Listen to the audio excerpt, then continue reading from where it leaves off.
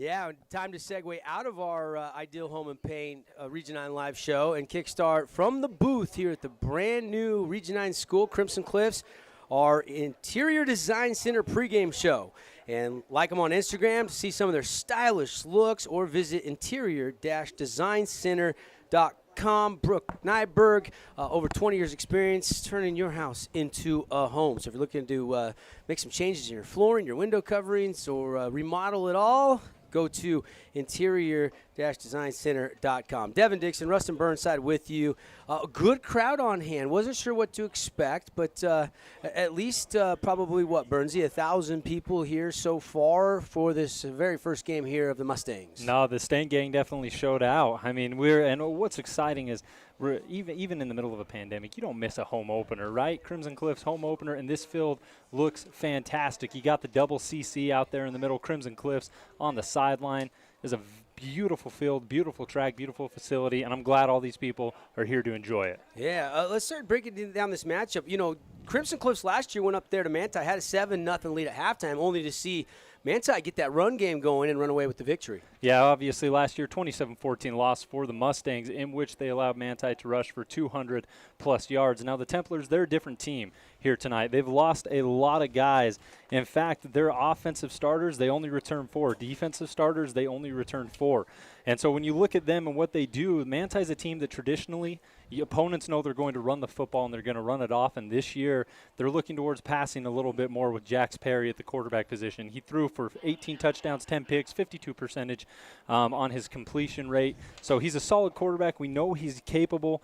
But I think they're really going to try to air it out. And for Crimson Cliffs, I believe their secondary is tested. I believe their secondary is ready. And on the defensive end, for Crimson Cliffs, Manti is rolling out an all-new offensive line, Double D, which means for these young Mustangs on the defensive side who are going to step up this year, for Sagapolu, for Andrus, for Walker, for Keanoni, these guys are really going to have the ability to make an impact on Manti's offensive line early and often. And on the reverse side, Crimson Cliffs' offensive line can make an impact on Manti's defensive because they're rolling out all new starters there. So we know the Templars are weak in the trenches, and this is where the Mustangs can really capitalize. One thing they're not weak on is experience. Manti head coach Cole Meacham, 21st season at Manti, and this was a team that was 8-3 last year and won this battle head-to-head, so a little bit of a rematch from last year. But you know what? Coach Tate was quoted as saying in the offseason, about halfway through last season, we stopped worrying about wins and losses and just started focusing on getting better every day. So I'm really excited to see the improvement, a year bigger, faster, stronger. And I expect Crimson to make a big leap this year in talent, execution, and all the things that make you just an overall better football team. Well, I mean, you talk about the transition. We already know they're willing to make the hard choices. Chase Hansen, a wide receiver, while Brown steps into that starting quarterback role. They have made, although they have similar personnel and similar faces, they've made the changes to make them a competitive football team and to compete at the highest levels of Region 9. And it starts against 3A school Manti tonight. The coin flip, I didn't see, I don't think the official has signaled who won it, but Creed Leonard was just out there, as well as number 22, Austin Cox, 2 players. You normally see 3 or 4 captains, but with COVID-19, just 1 player from each team out there to exchange the coin flip with the officials. We're going to step aside. We've got our national anthem, and then we'll come back and get closer. This is the Interior Design Center pregame show from Crimson Cliffs as they get ready for Manti. We'll take a 2.5-minute timeout and come back for the kickoff right after this.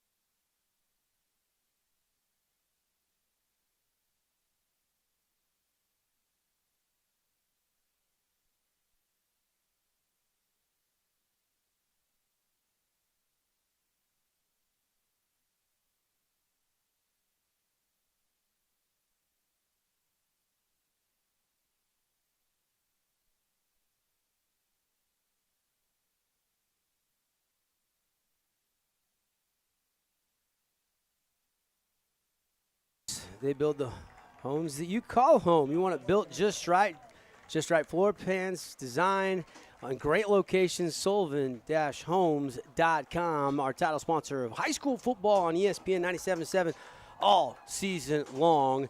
As we welcome you here to Crimson Cliffs, the brand new school in Region 9. Last year was their first year, and only one win for Coach Tate, but a very, very experienced coaching staff, Burnsy, because Coach Tate was at Dixie for a long time, and of course Coach Wayne Alafapoke comes over, and both those guys have won a couple state championships at Dixie, and so they bring a lot of experience over here to the new school. But very first time they'll play a game on this turf field because they had to reinstall it last year because of some mistakes and the ground settling. But the backdrop here is absolutely beautiful as we welcome in our television and streaming audience, Devin Dixon, Rustin Burnside, Manti coming in. And I tell you, it's a lot hotter today in southern Utah than it is up there in Ephraim area.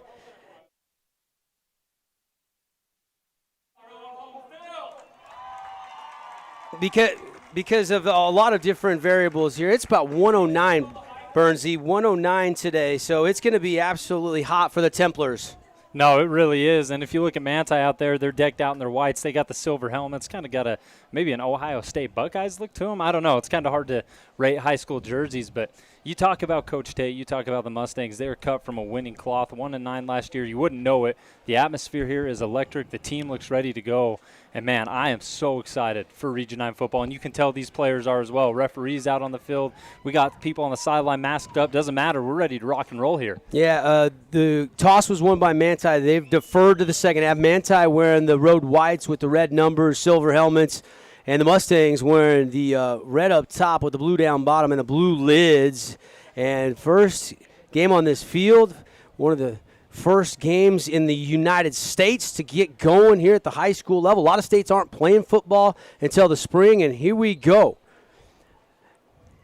Templars ready to kick off.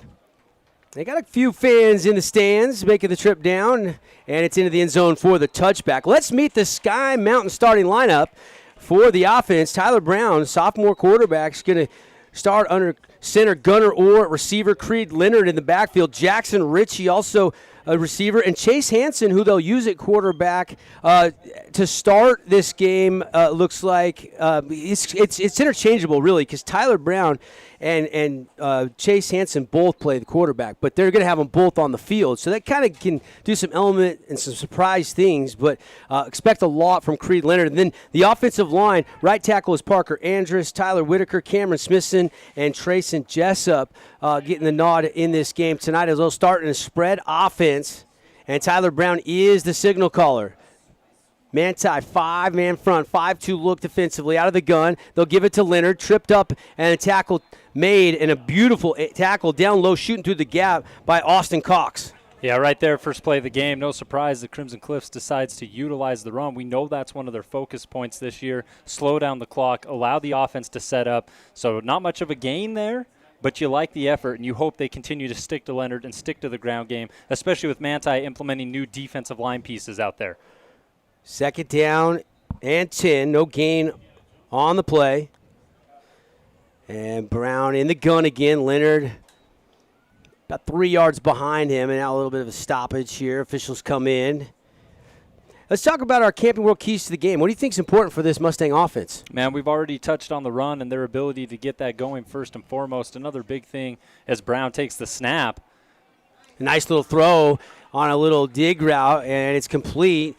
Nice catch made by number 15, Easton Drubay. He's a junior, and he'll pick up about 6, and it'll be a nice little gain there, just a little out route from the tight end. Yeah, absolutely, and you love passes like that to get things going, get Brown comfortable.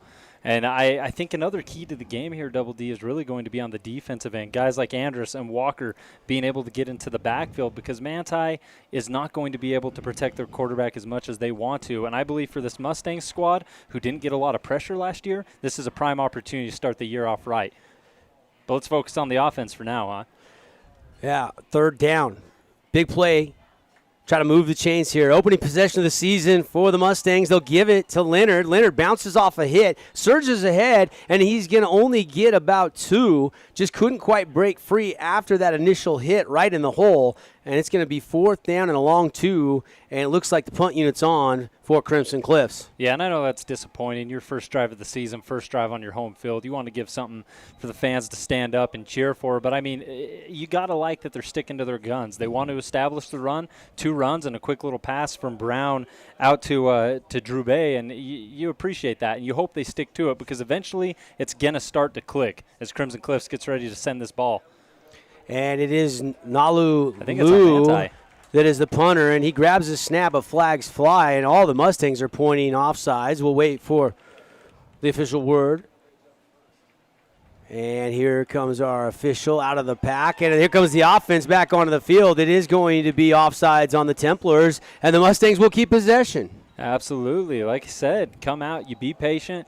Right there, you go for the punt, and Manti ends up making a costly mistake. If you can be the more disciplined team here tonight, less penalties, less boneheaded moves, you're going to walk away with a victory. We know the Crimson Cliffs has the talent, so if they're patient and they stick to the game plan, they're going to be all right.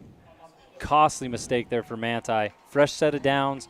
Brown, he's already completed a pass. You know he's feeling confidence, and this is going to give Leonard an opportunity to continue to truck downward. Well, Coach Lou, the offensive coordinator, does want to try to stay balanced. The first 3 plays, 2 runs, 1 pass, and the pass went for 6 yards, and now another flag flies.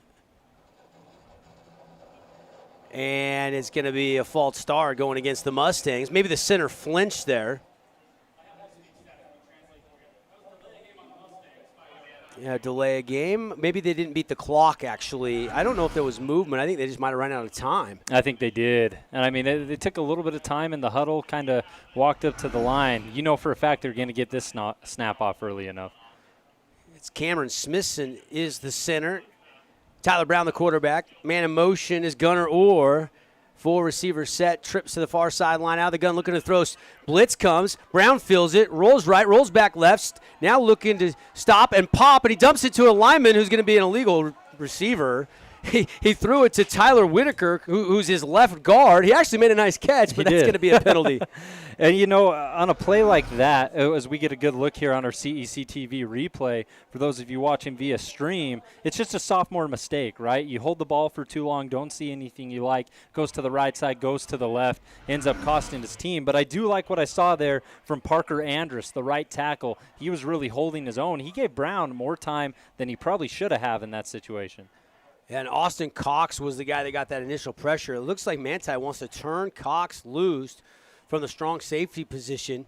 Yeah, it kind of reminds me a lot of like a Adams or a Cam Chancellor. Yeah. You know, hard-hitting guy. They like to blitz a lot. Can help in the run game, help in the pass game. Cox had 2 sacks last year alone and limited playing time with an interception and 44 tackles. So he's a big part of what Manti is going to do on the defensive end. Yeah, they'll also give him some totes as the running back. Mm-hmm. So now 1st down and 20, and Brown out of the gun. Play action. Has to get it off quickly. Does. Complete. And it's going to be a gain of about 7 out near the 30-yard line. And a nice catch made by Easton Drew Bray. Easton Dubé is a tight end, junior. Only goes about 5'11", but already his 2nd catch of the game. Yeah, tackle made there for Manti. That's number 11 who got in on the stop, Tanner Justison. Big part of their defense and their offense. But you like Brown there. One play he has too much time, makes the wrong read. This one he's under pressure, makes the right pass. Those are the steps you want to see your young quarterback take throughout the game, let alone on the first drive. 8:31 on our Nets on Fire clock here. No score. Crimson with possession. Out route and incomplete. Trying to hit Gunnar Orr on a 2nd down and 13. And it's going to be 3rd and 13 for the Stang. Yeah, and Gunnar had created separation there from the cornerback Adam Christensen. We'll get a good look at it here. It was the right idea, the right play. That pass just a little too far in front of him. But I like the look. And the officials are having a conference here. I don't see a flag on the field, though. We'll have to wait and see. First quarter action brought to you by Luke Udy. Shopping for insurance isn't as fun as watching your favorite team win until you save a ton of money on home, auto, or life insurance. Call Luke Udy at American Family Insurance today, 435-251-9102. No flag. And 3rd and 13. From the 31, Brown looking to throw, rolls left, and goes to his intended receiver, Drew Bay, but he couldn't reel it in. Incomplete. Would have been enough for the first down. It looked like he just dropped it. Nah, he did. It was the right idea, right look for Brown, and he's already connected with Drew Bay a couple times. But you got to give a lot of credit right here to the Crimson Cliffs offensive line. Manti brought pressure, brought the blitz up the middle. Andrus and company stood in there, held their ground, and gave Brown enough time to deliver a strike. It just couldn't be hauled in. I like fundamentally what we're seeing from Crimson Cliffs on this first drive. A lot of really good looks that just haven't fully panned out yet. Live here at Crimson Cliffs. Lou with the punt. And it is to the 40 taken and now returned to the 45-yard line. So good field position for the Templars for their opening drive of the game. Yeah, that return set up by number 4, Larson Pogorewski, and Manti is going to be led by quarterback Jax Perry, threw 18 touchdowns, 10 interceptions last year. A couple running backs. You mentioned Austin Cox. He had 483 yards for the Templars, 2 touchdowns to add on top of that. And Tyler Takiaha, who also ran for 3 touchdowns last year, 303 yards. So Manti is a team that historically likes to run the football. They've mentioned that they want to try passing a little bit more. So it's going to be interesting to see what set they come out with. First play of the ball game near midfield. Yeah, great field position here. And Perry, with 2 receivers set, puts a man in motion, and they'll give it to him on an inside cut. And tackle made almost immediately by Ponsuia. Ponsuia is the Hawaii middle linebacker transfer. They're really excited about him. They also got another transfer to help the defense named Jackson Griffiths, who's the outside linebacker, number 33. So defense got a couple of move-ins. The Coach Tate and the defensive coordinator, Coach Olafopo, pretty excited about. Yeah, and the Mustangs gave up about 35 points per game last year. They feel very confident that this defensive iteration is going to be much, much better than last year's. And handoff to Cox. Austin's going to take it near first down yardage. They're going to mark him just shy, and that's a gain of 6, and it'll be 3rd down and 1. Hey, Hearst Ace Hardware, Region 9 update for you. 99-yard touchdown, 80-yard touchdown, Landon Fry to Bretton Stone, and Snow Canyon is rolling 6A Cypress right now, 42-0.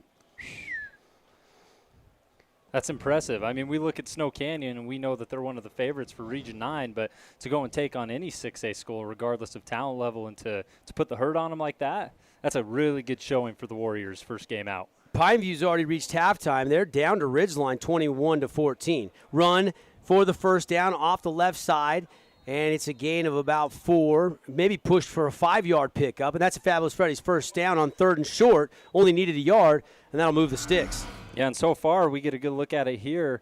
Not a big run, but he has enough burst to press forward for the first down. Manti, 3 straight run plays, and I don't see him changing it up anytime soon. Historically, they've always been a great running team, and if it works, it works. So see if Crimson Cliffs' defensive line can stay strong right here.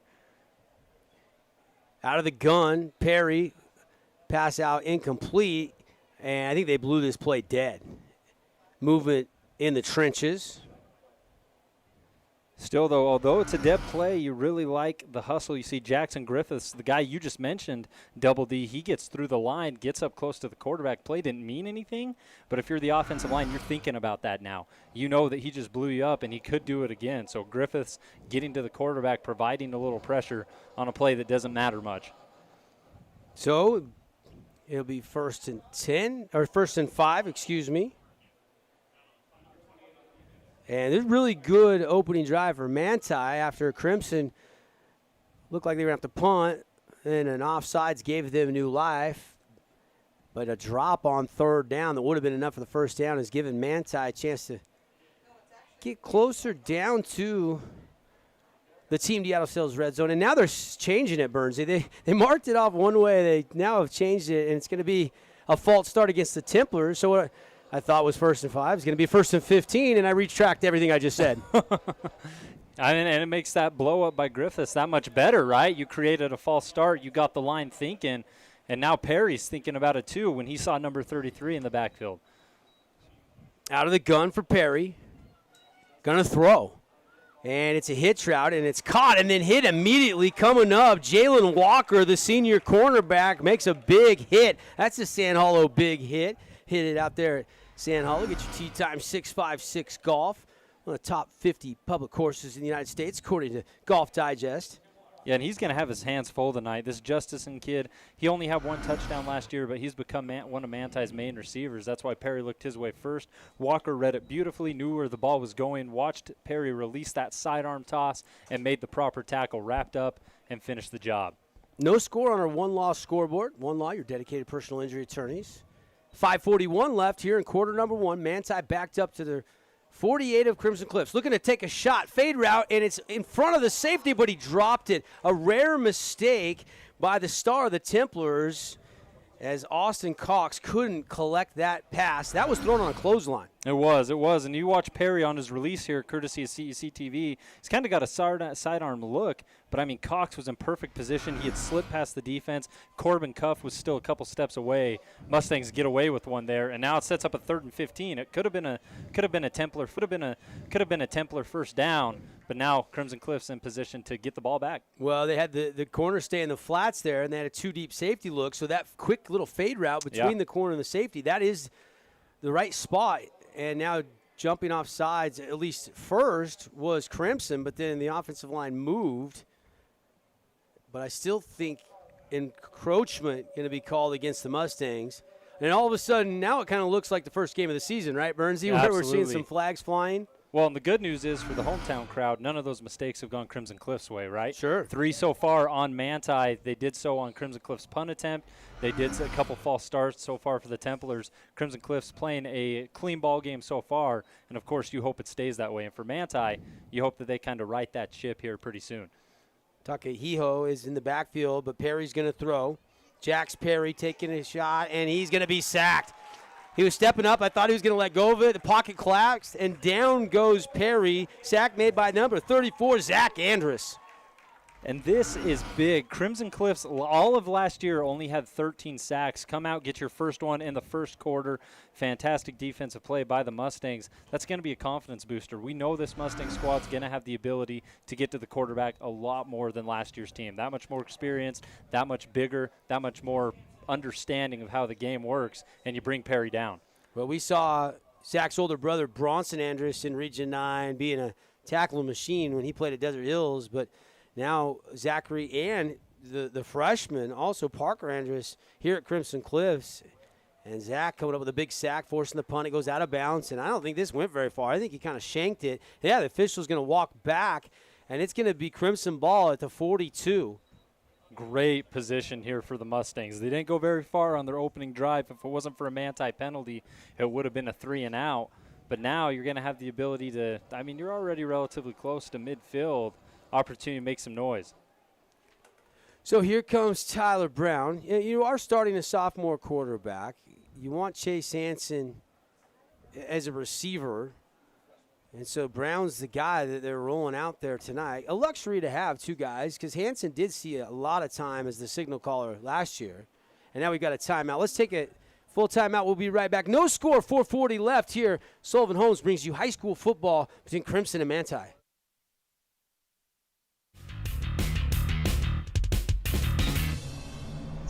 Asphalt. It's not something we think about much, except when it's in bad shape. At Holbrook Asphalt, we help cities, HOAs, and businesses avoid replacing painfully expensive roads and parking lots. To avoid the cost of replacing asphalt, you must effectively preserve it while it's still in good condition. University research has shown Holbrook Asphalt's HA5 slows asphalt aging by 67%. We make your pavement assets last longer, cost less to own, all while achieving higher property values. Visit holbrookasphalt.com to discover more.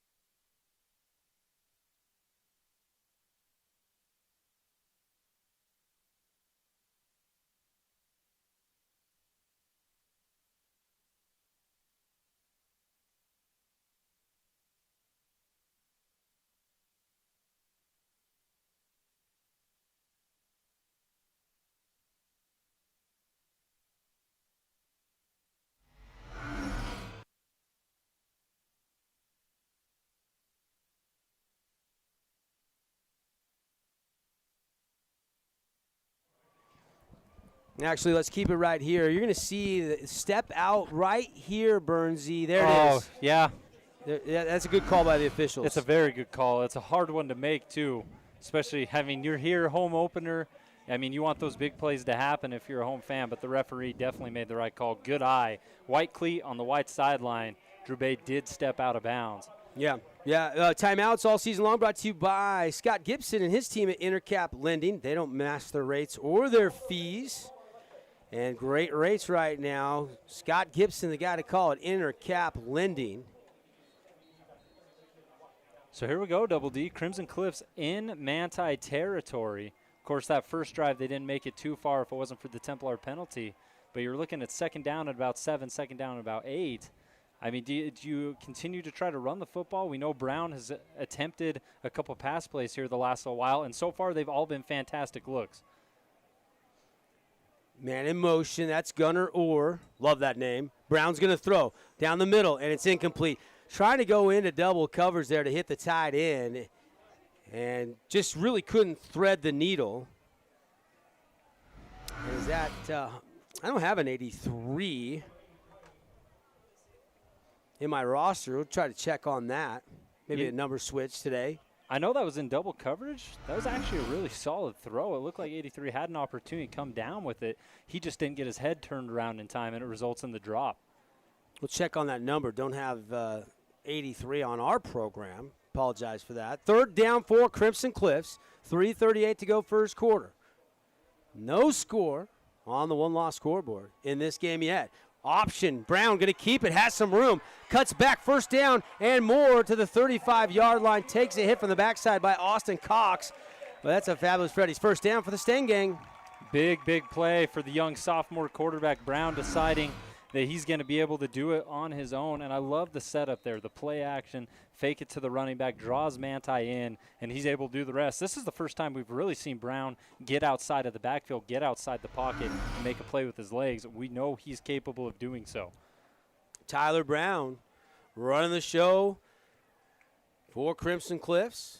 First and 10 from the 35. 3:08 and ticking here first quarter. Handoff Creed Leonard.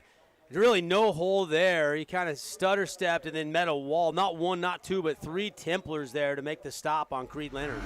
Yeah, we know the Mustangs really want to focus on getting the ground game going as he gets swallowed up. 2 Templars, 3 Templars all around him. The first initial tackle made, it looks like, by Tyler Takiaho. Fantastic wrap-up. But, I mean, the run game hasn't got rolling yet. You got to think they'll keep going back to it. But the positive side of it, Brown has been fantastic handling the football and making the right reads thus far. Yeah, it was a really solid tackle by the Templars. Now they show blitz. He stands in the pocket, one-on-one coverage, just deflected last second by Tyson Brinchley. Really good play defensively. Davin Adams was running that post route and just deflected right in front of him. That wasn't a bad throw, but really good coverage. Absolutely. All credit goes to the Templar cornerback Tyson Brinchley there, and he knew as soon as he knocked that ball down, he puts the finger up, does the Matumbo. No, not today. Just great coverage. It was a one-on-one situation. That's why Manti has Brinchley out on the field. He succeeds in situations like that, and he does so going one-on-one with Davin Adams. We just found out, thank you, Rob Ritchie telling us 83 is Luke Messenger for the Mustangs. He was the intended receiver a couple plays ago. We didn't have a number for. And now on 3rd and 10, we've got a timeout brought to you by Intercap Lending. Let's take the break, come back. Mustangs facing a 3rd down at the Manti 35 when we return. No score on our one-loss scoreboard between Crimson Cliffs and Manti. There is a place where looking out means looking in, where an impression lasting only a few seconds will be imprinted on a life forever, where courage is forged and innocence rediscovered, where remembering is rewarding and forgetting unforgettable. There is a place where truth is felt and where seeing is believing. There is a place.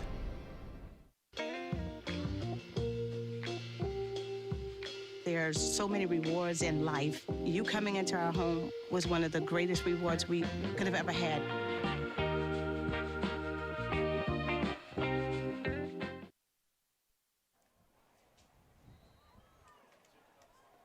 Welcome back. Crimson Cliffs, third down. High school football brought to you by Sullivan Homes. Play action, throw deflected, incomplete. That one batted into the air. And now decision time for Coach Tate and Coach Lou from the Manti 35. Yeah, Brown, not your stereotypical tall, lanky quarterback. Getting a hand on it. Guess who? Austin Cox. He's been everywhere running the football for Manti on the defensive end already with a couple great tackles. He gets the deflection. And now Crimson Cliffs on this side of the field looking like they're going to go for it as the Mustang crowd gets involved a little bit here. 4th and 10. The run game really hasn't worked thus far, but we know Brown looks comfortable in the pocket. See what they draw up here. So 2:15 left first quarter, no score. So 2:15 left first quarter, no score. Tyler Brown going to throw. Double move set up. He's going to roll right. Flag flies. Brown's going to run down the sideline, dance, but only gains 4 or 5. But I think this is probably coming back, throwing in the vicinity of a hold on Crimson Cliffs. Yeah, it looks like it was the running back, Creed Leonard, in the backfield trying to protect the quarterback. It was a fantastic block up until that moment where the defender created separation. You just saw a little bit of a tug. Not much, but enough for the referee to throw that flag out there. High school football brought to you by Sullivan Homes. You only build your dream home once in most occasions. That's why you need it done just right. Visit Sullivan-Homes today to learn more. Yeah, there's the grab. He definitely held on. Good call by the officials. And now do you pin him deep here? Back you up to outside the 40. Or do you – they could actually decline this penalty and just take over on downs, actually, Burnsy. That's what I would do. Manti's shuffling some people off the field. Looks like that's the plan. Perry comes back onto the field. The linemen come back out. Austin Cox leaving the field. That's a good thing for the Mustangs at the moment. Yeah, we've called his name 7, 8, 9 times already. And here comes the Mustang defense. So both teams have had trips into their opponent's territory, but both drives have stalled out, and we're still scoreless with 2:06 left first quarter. And Manti takes back over at the 35, their own 35. High school football here on CEC TV and 97.7 ESPN, brought to you by Sports Clips, 2 Southern Utah locations. Jet sweep, and it's bowed back, gave up some ground, and actually a mistake maybe because he's going to lose about 2, almost 3 yards. And I believe the first Mustang in the backfield there that was able to knock at the leg and eventually bring Brenchley down looked like it was Corbin Cuff, number 22, coming in from the safety spot. Let's see. Yeah, you're right. Cuff definitely got there. Great penetration by the Mustang defense. Yeah, kind of strung that out. Tyson Brenchley thought if he bent back, gave a little ground, he could use his speed to get the edge, but not to be there. Cuff with a shoestring tackle. 2nd down and 12, a loss of 2. Little wing T look here for the Templars. They have a lot of different looks they'll give you. Play action. Jax Perry going to dump it off, and catch is made by number 17, Adam Christensen, but the tackle made immediately. And a nice tackle it was by Jason Ponacia. Yeah, you love what you see here. First of all, Perry's uncomfortable rolling to his left as a right-handed quarterback. He makes the right read, dumps it off, but just a great first initial hit by Ponacia, and then, of course, everyone coming in and finishing it up, including Lou on the tackle. So right now the Mustangs are swarming. You love to see that on the defensive end. Every to where you look, there is a Crimson Cliffs Mustang in the vicinity, whether it's in the backfield or after a quick release. Great coverage thus far. Ponacia is the transfer middle linebacker from Y. As Jax Perry's going to throw, he's going to step out in the pocket, and he's going to be taken down. Did turn a little nothing into something. At least got a positive gain, 5 or 6. But again, a flag down the far sideline at the line of scrimmage. And I'm not sure who the movement was on early. Really tough to tell. It must have been away from the play, Double D. I don't see anything there as Griffiths brings down Perry. He's not an easy quarterback to bring down. Well, you can see good penetration by Marley Sagapolu right up the middle. You can't miss Marley because he's got that hair flying out from under his lid. And he's actually going to check off the field right now. They're expecting big things from Marley this year. He started every game for him last year. He's going to be one of the leaders, one of the captains of this defensive squad. And, I mean, although that may be the first tackle or impact he's had on today, he does all the little things that make a difference. So they'll decline it in punt situation now on 4th down. And it will be kicked from about the 30, end over end. And fair catch called for, and then lets it go over his head. Drew Bay just said, that one's floating on me. Maybe a little wind down there on the field. Trying to check the flag, Burns. There's a wind blowing from a little bit from the southwest. That one kind of sailed. It did. Yeah, a little bit of wind that direction behind Manti, helping that kick out. It didn't take a fortunate bounce, though. It kind of just sat like Tiger Woods' wedge on the green at Augusta National. It was pretty much dead on arrival right there. So Crimson Cliff's defense looking good so far. Just 16 seconds left first quarter. Offense back out on the field. No score in the game on the one-loss scoreboard. And Crimson Cliffs has already proven they can drive. They can make plays happen. They've just got to string it together for one consistent drive. Tyler Brown going to throw out of the gun over the middle, and it's behind his intended receiver, Chase Hansen. Hansen a little frustrated, pounding the turf.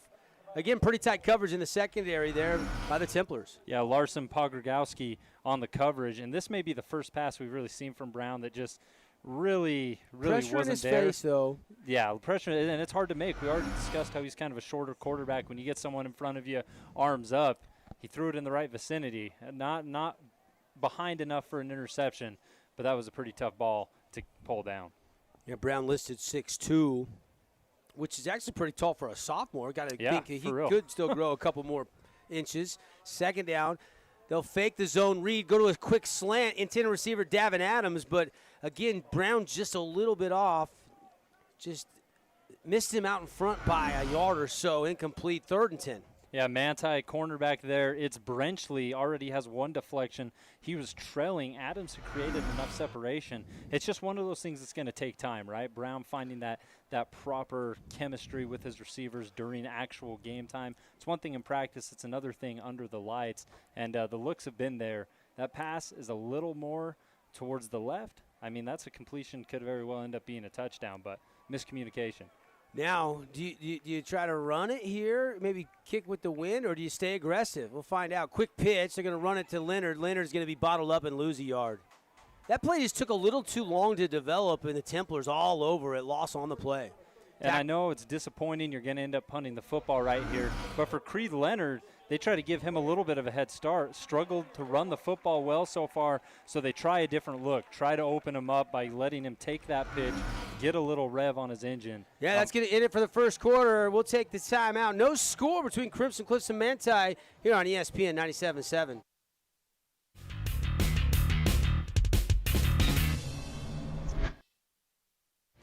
For over a century, Dixie State University has been shaping the trailblazers of tomorrow by providing a culture of active learning, active life.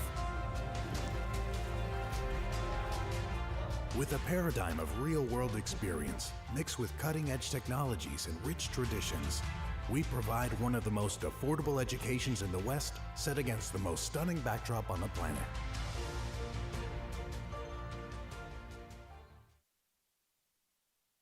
Once there was a boy who did the same thing again and again.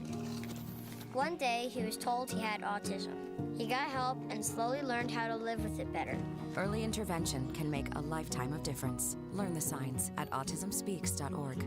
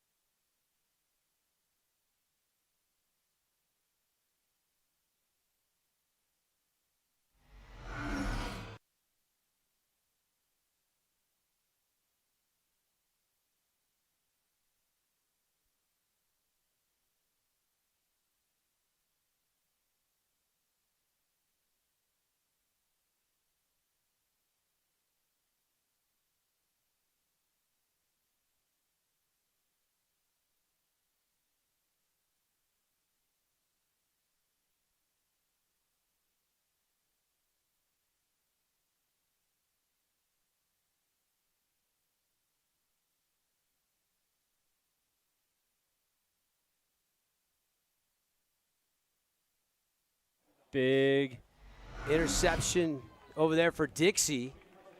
Sorry, lost our audio there for a second, but I think we're back now. Just giving you some updates here. As a turnover, first by Manti, has now been given right back on a fumble by the Mustangs. Run and hit and dropped immediately. Nowhere to go right there for the Templars. And it's Nalawahai Lou.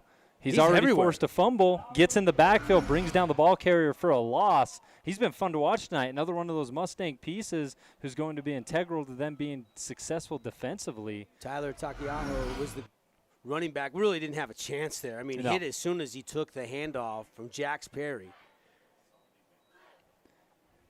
Templars come to the line now, 2nd down and 8. Still no score, 9:41 left on our Nets on Fire clock. And there's a throw, it's bobbled around and then just falls harmlessly to the turf. Unbelievable athleticism there. And it looked like he almost tipped it to himself. That's Vi Ka'anohi. Vi Ka'anohi almost got another turnover for the defense. That ball pops in the air, comes back down on his helmet. It's really tough to get your head around and see where that thing's actually dropping. But right now, this second quarter in particular, Double D, the Mustangs really living in Manti's backfield. Whether it's Perry dropping back to pass or Cox or Brenchley on a carry, they have been there. The only carry that we saw Brenchley get past the line of scrimmage this quarter resulted in a fumble. So the Mustang defense feeling confident, and now they got a big 3rd down coming up. The offense has had trouble for both sides in this game. Both defenses really look sharp. It's normally what you see early in a season. Sometimes the defense a little bit ahead of the offense. Not good if you're looking to take advantage of our Holbrook Asphalt big score dessert, though, is, of course, every Region 9 football game. If one of the Region 9 schools scores over 25 points in the game, everybody can go to Yogurtland after the game, and your first 5 ounces of frozen yogurt are free. F-R-E-E, free. But right now, 8:50 left, second quarter, no score in this one. Man, I'll tell you what, though, you mentioned that. I've been missing that. I've missed football. I've missed the pads. I've missed the hits. I've missed the exciting plays. I've also missed the Holbrook Asphalt Big Score dessert over there at Yogurtland. So that's something I look forward to every single night. And we already got a couple teams trending in that direction. Let's take a look at the Hearst Ace Hardware scoreboard. Snow Canyon has won 42 to nothing. They probably called off the dogs there. It was 42-0 early 3rd quarter, and they didn't score again. Dixie trails Springville 12-7. Desert Hills leads Murray 12-0. Cedar trails Spanish Fork 7-0. And Pineview and Ridgeline are tied 21-21. The end of the 3rd. That game started, at 6. So that game now going to the 4th quarter. And Canyon View Payson were tied at 6 last I saw, and Richfield led Hurricane 14-0. Check out all the hot buys at Hearst General Store, located in the heart of St. George, Cedar City, 7 days a week. They're open with a variety of products, prices that please. Jax Perry, 3rd and long, 3rd and 15, we'll call it. Pressure comes late. He throws it. It's incomplete. Was trying to dump it in the flat to Tyler Tiakeho, and it's going to be punt situation for the Templars. Now, once again, the defense shines through, whether it's Crimson Cliffs on that side of the ball or Manti. It's been a defensive slugfest so far. And for both of these teams, Manti, they had a great defense last year. They were 7th in 3A. Crimson Cliffs, on the other hand, they were one of the worst, giving up about 35 points per game, which was 16th in 4A, making big strides here. And we knew that the Mustangs would do that. For Manti, though, it's just as encouraging that their defense has stood where it was last year. Yeah, well, they're so well coached with Coach Wayne Olafipo, the defensive coordinator of Crimson Cliffs. Austin Cox puts a foot into it, and it's going to be landing and backing up near midfield. That ball backed up like a bunker shot, 7 yards, and that'll help the Mustangs. They'll have possession right near midfield, looking to break a scoreless tie in this game. Yeah, it looks like they're going to start right on their own 49-yard line. And Double D, we knew going into the season that the Mustangs had to rally a lot last year, right? So this year they've been focused on establishing the run so they could control the clock. You have about 8 minutes, 31 seconds here. So, I mean, definitely enough time. You don't want to try to milk the rest of the clock. But I wouldn't be surprised to see Crimson Cliffs kind of play a slow, methodical approach here on this last drive as they try to get their first score. Brown's going to give it to Leonard. Leonard finds a hole up the left side between the tackle and guard, breaks it to the outside, and he's finally brought down at the 30. big run, and that's the first time we've seen Leonard get let loose. Well, we saw the broken play, but he ended up coughing it up. This time, great whole offensive line creates. He bounces it, little mini stiff arm there. 22-yard pickup for Creed Leonard. And they're knocking on the Team D Auto Sales red zone. Neither team has been inside the opponent's 20 yet, with 8:13 and ticking left in the first half. And I love the confidence there from Coach Tate. Doesn't matter if he just coughed up the football. Give it to him make a big play. Play action. Tyler Brown going to roll right, looking down the middle, lets it fly, and it's going to be incomplete, nearly intercepted. It looked like Larson Pogrosky should have caught that pick, but coming from the backside, maybe Chase Hansen just kind of broke that up. Yeah, we'll get a good look at it right here on our CEC TV replay. And what's tough here is you got a Manti player chasing you out of the pocket. Brown doesn't have time to stop and set his feet and put all the power he wants in that throw. Ends up leaving it short, and Hansen breaking up the interception. Mustangs live to fight another down. If you're a Manti fan, you're almost wondering if Chase Hansen got there a little early to break up that, because you can see kind of the hit kind of change the arm position there. That should have been an interception, but it was a bang-bang play. I think it was probably too close to call in that situation. And so new life, 2nd down and 10. Creed Leonard breaks one tackle. He'll pick up 3, and it'll be 3rd and 7 off that right side. Really trying to establish that run game. Kind of like what I was alluding to, you know, Crimson Cliffs wants to control the tempo, and they're going to have to do that through the run. And you might look at that and say only 3 yards. I mean, that's not much, but for Leonard and for this team, that's one of their better runs of the night. So it's about constant improvements and making things work throughout time. Manti's defensive line will wear down, and the run game will work later on, or you'd imagine. If you're tuned in to 97.7 on the radio, you can go watch this game, and the Dixie-Springville game is also streaming on sportsradio977.com. Weak side blitz and a sack by Austin Cox. The ball comes out, and Manti, I think, recovers, and that is the 2nd turnover of the game for the Mustangs. Yeah, on the recovery there, it's big number 77 after Cox knocks the ball loose. Untouched into the backfield. Brown didn't have a chance, and then diving on top of it is Isaac Shope for the Templars. And in the first quarter, we were laughing. It was 3 penalties to 0 penalties, a pretty clean game for your first game of the year. Now we're starting to see those turnovers mount up. Crimson Cliffs has coughed up 2 footballs. Manti's coughed up 1.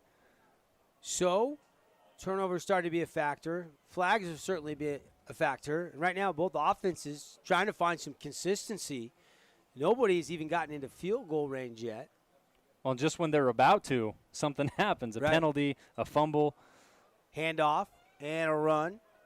And a little bit of room. Gain of about 2.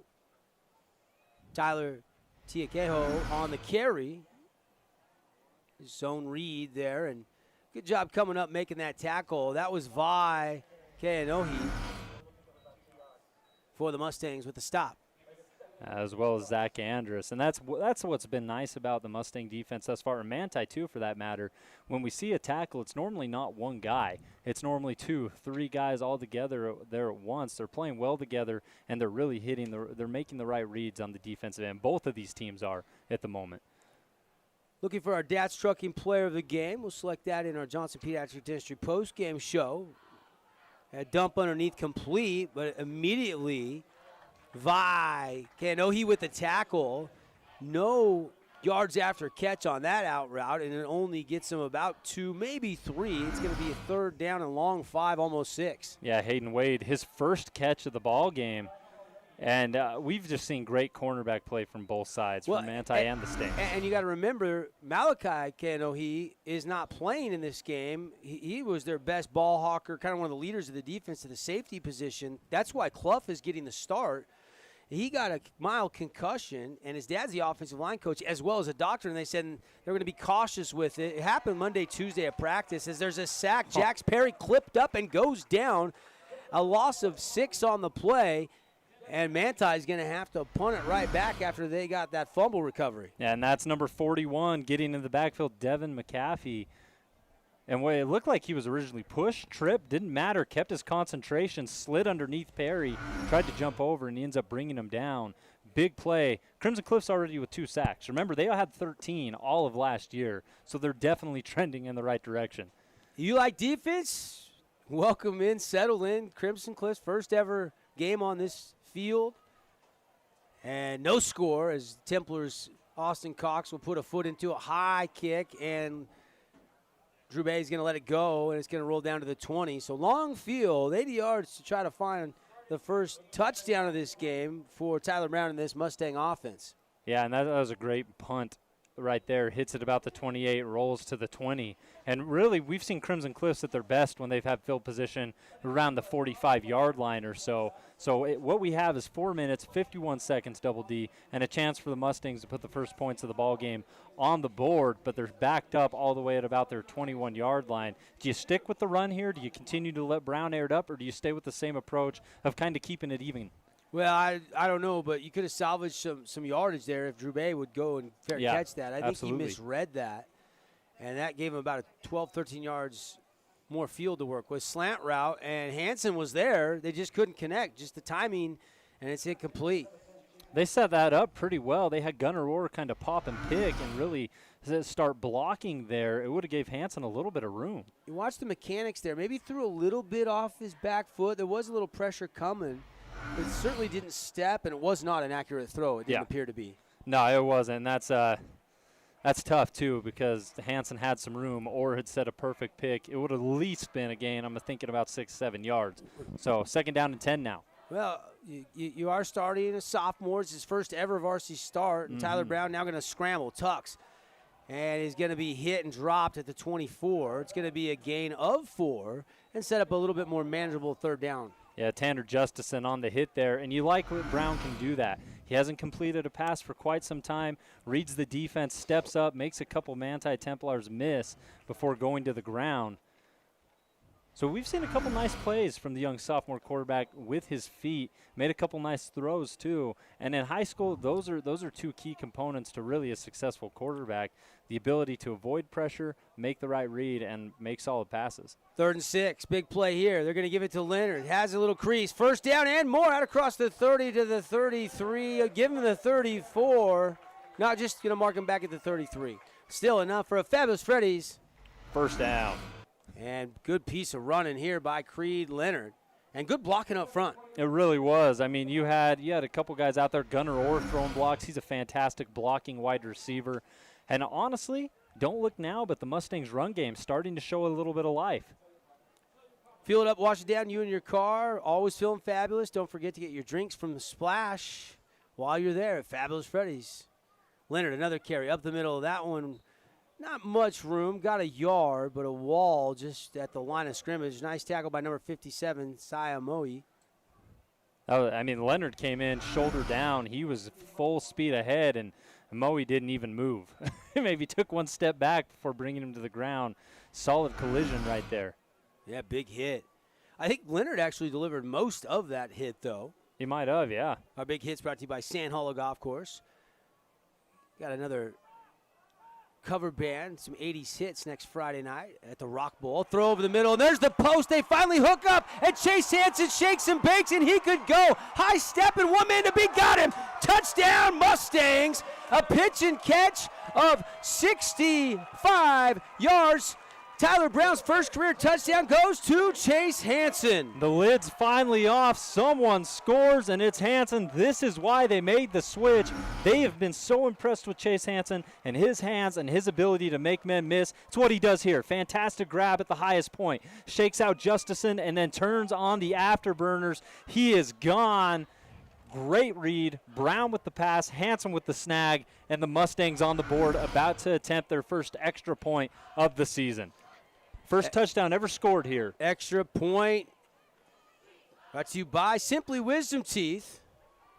And the snap is good, the hold is down, and the kick is up, and it is good. Ryan Woolley makes it 7-0 Mustangs with 2:57 left on the clock. We'll take the break, be back more with the Mustangs on top, 7-0 on the one-loss scoreboard.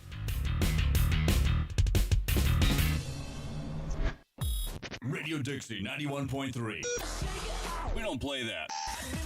Nope, not that. A big fat no there. That's what we play. And stuff like that. on St. George's only alternative, Radio Dixie 91.3. Oh, and from 9 till midnight, we play this. I need a one dance. And this. Radio Dixie 91.3 FM. Because of you, I feel not alone in this world. And you let me know that it only takes one person to make you feel wanted.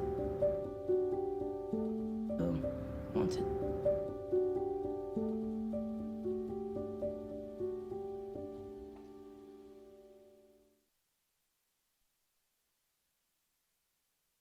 Back live, Devin Dixon, Rustin Burnside. Well, a bunch of new firsts there. First ever career touchdown pass by Tyler Brown. I think that's the first ever career catch from Chase Hansen, who played mainly quarterback last year. And it's the first ever touchdown on the new turf stadium here at the second-year school, Crimson Cliffs. They lead Manti 7-0 on the one-loss scoreboard as we welcome you back with 2:57 left here in the first half. Devin Dixon, Rustin Burnside with you. Woolley kicked that Simply Wisdom Teeth extra point. And now the ball comes off the tee. But excitement here for the home crowd. It took a while, but they finally strike. Oh, man, it feels good to see the whole Stampede get up, throw their hands in the air. It's a good feeling here tonight. Beautiful night as that kick goes up. Manti's going to have a couple minutes here to score. Uh-oh. As that sells through his hands. And that's still a touchback, high school rules. He touched it looked like. Or maybe he missed it. I couldn't tell. It looked like he tried to catch it, but it just kind of sailed. Again, the wind is blowing for our television audience from right to left. And ooh, that's close. Tough to tell. Doesn't matter, though. Still a touchback. 7-0 Manti. After the Tyler Brown 65-yard connection with Chase Hansen. Did he touch that, Bernsey? I don't know. It was close. I don't think he did. I think it went right through his hands. Went up to and then decided not. Mustangs defense opportunity to hold Manti 2 minutes, 57 seconds to get back downfield. Jax Perry's going to throw, looking over the middle, complete. And a nice catch in traffic goes to Tyson Brenchley. And then hit immediately and dropped. But still enough for a Fabulous Freddy's first down. And watching Jax Perry in the pocket, he's always calm, he's always cool, he's collected. Even when the Mustangs got back there, which has happened quite a bit, he never really seems to panic. And it looks like he's comfortable throwing to all areas of the field. Right side, left side, middle, doesn't matter. He's made a couple nice completions here tonight, and now he has a chance to lead his squad down the field to tie this thing up before half. Physical tackle, though, by Zach Andrus. Yes. I mean, as soon as he caught it, let him know he was right there with a big hit. Perry going to throw, feeling his way around the pocket, taking a shot down the field, and it is intercepted. Intercepted last second, ball underthrown just a little bit, and the Mustangs get the Oski, Dexter Draper, who also was inserted with him and Club because of the injury to Malachi Kanohi, and that's the second turnover of the game. One a fumble and now an interception for the Stampede defense. How about that? And it's been such a fun experience. We're calling a new name every so often, and just an athletic interception. But we're talking about Dexton Draper. We're talking about Lou. We're talking about Cuff getting in there and making big plays. We're seeing new faces emerge right before our eyes on this Mustang defense, and they've been super fun to watch. Athletic interception. It kind of caught the back half of the football. Yeah, but he caught it. Did. And now 2:20, you could try to maybe make this a two-score lead. Tyler Brown going to go to work. Steps up in the pocket, looking to throw. Flips it out. Gunner Rourke complete to the 40. And he'll push ahead to the 44. And that's a gain of 14 yards and a Fabulous Freddy's first down for the Mustangs. And I love what the Mustangs do with Gunner Orr. Remember last year, him and Hanson were battling for the quarterback position. Yeah. A couple weeks into the season, he decided to go receiver full-time. And he's such a great blocking receiver. They use him in that spot a lot.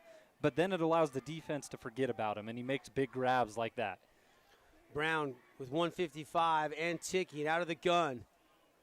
And they're going to fake to Creed Leonard. He's going to roll to the right, and he's going to lose the football. It's loose on the turf, and Manti will pick it up. A little bit of a mistake. Had that kind of hanging out, and it's knocked free, recovered by the Templars.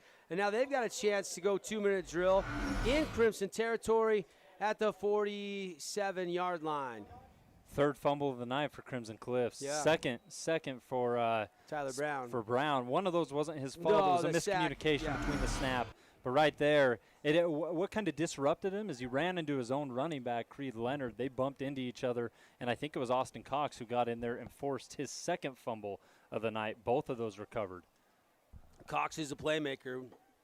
And now Perry can shake off that interception he just threw, and he gets new live movement now. Both teams doing a little finger pointing. Tonight's game brought to you by Sullivan Homes. Looking to build your dream home? You want it just right, from the floor plan to the square footage to the flooring and everything in between. Go to sullivan-homes.com. We're building all over southern Utah. And it'll be a false start, 1st and 15 now. That'll back them up into Manti territory. Templars now with 1:44 on the Nets on Fire clock, taking a shot over the middle, and it's overthrown, and diving interception, and it's made. He dove, he laid out, and Dexton Draper has his second interception in the last 35 seconds. I can't believe he caught that. You thought his first interception was great. How about that one? They say it touched the ground, though. They say it bounced. I'm taking a look on our replay, and he was bobbling it, but he came up with it. I didn't see anything inconclusive there. I'd love to see that one more time. That's tough. Here we go. See if it bounces on the turf, Bernsey. He lays out extra special effort. Can't tell from that angle. Body covers it up. The body's covering the ball, so got to go with the backside official. Is that the nose of the ball maybe right there? Yeah, maybe it might did. be. But, man, he sold it pretty well to us up in the booth, but the officials are a lot closer. Regardless, now you got that quarterback thinking. Perry almost had 2 interceptions courtesy of Dexton Draper. Yeah. I don't know if they'll throw his way too much more tonight. And, he's one of those guys, like you said, stepped in, and he's doing everything they've asked him to do and more. A lot of guys on this Mustang squad that have done that tonight. This will bring up 2nd and long for the Templars. About 2nd and 10 still. Yeah, after the false start penalty there. So you compound the problem with another problem. They got fit penalties. Penalties starting to really rack up, hurting Manti. And now you've got an intercap lending timeout. Let's take the break. 1:37 left before the half. 7-0 Manti here on ESPN 97.7. Crimson leads.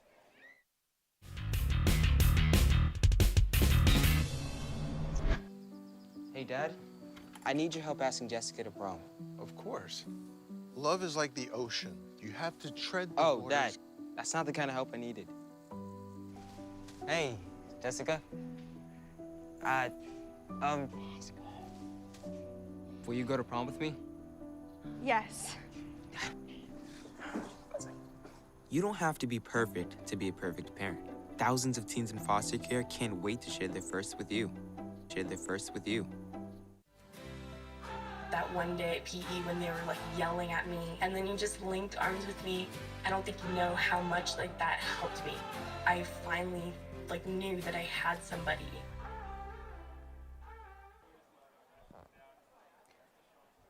Welcome back. Crimson Cliff's sun starting to just make its way down. Should set here in the next 15, 20 minutes. Second half should be a lot more pleasant on the turf temperature. Run, and a nice run as they get it out across midfield. Started right, went right back up behind the center, and that's Brenchley on the carry.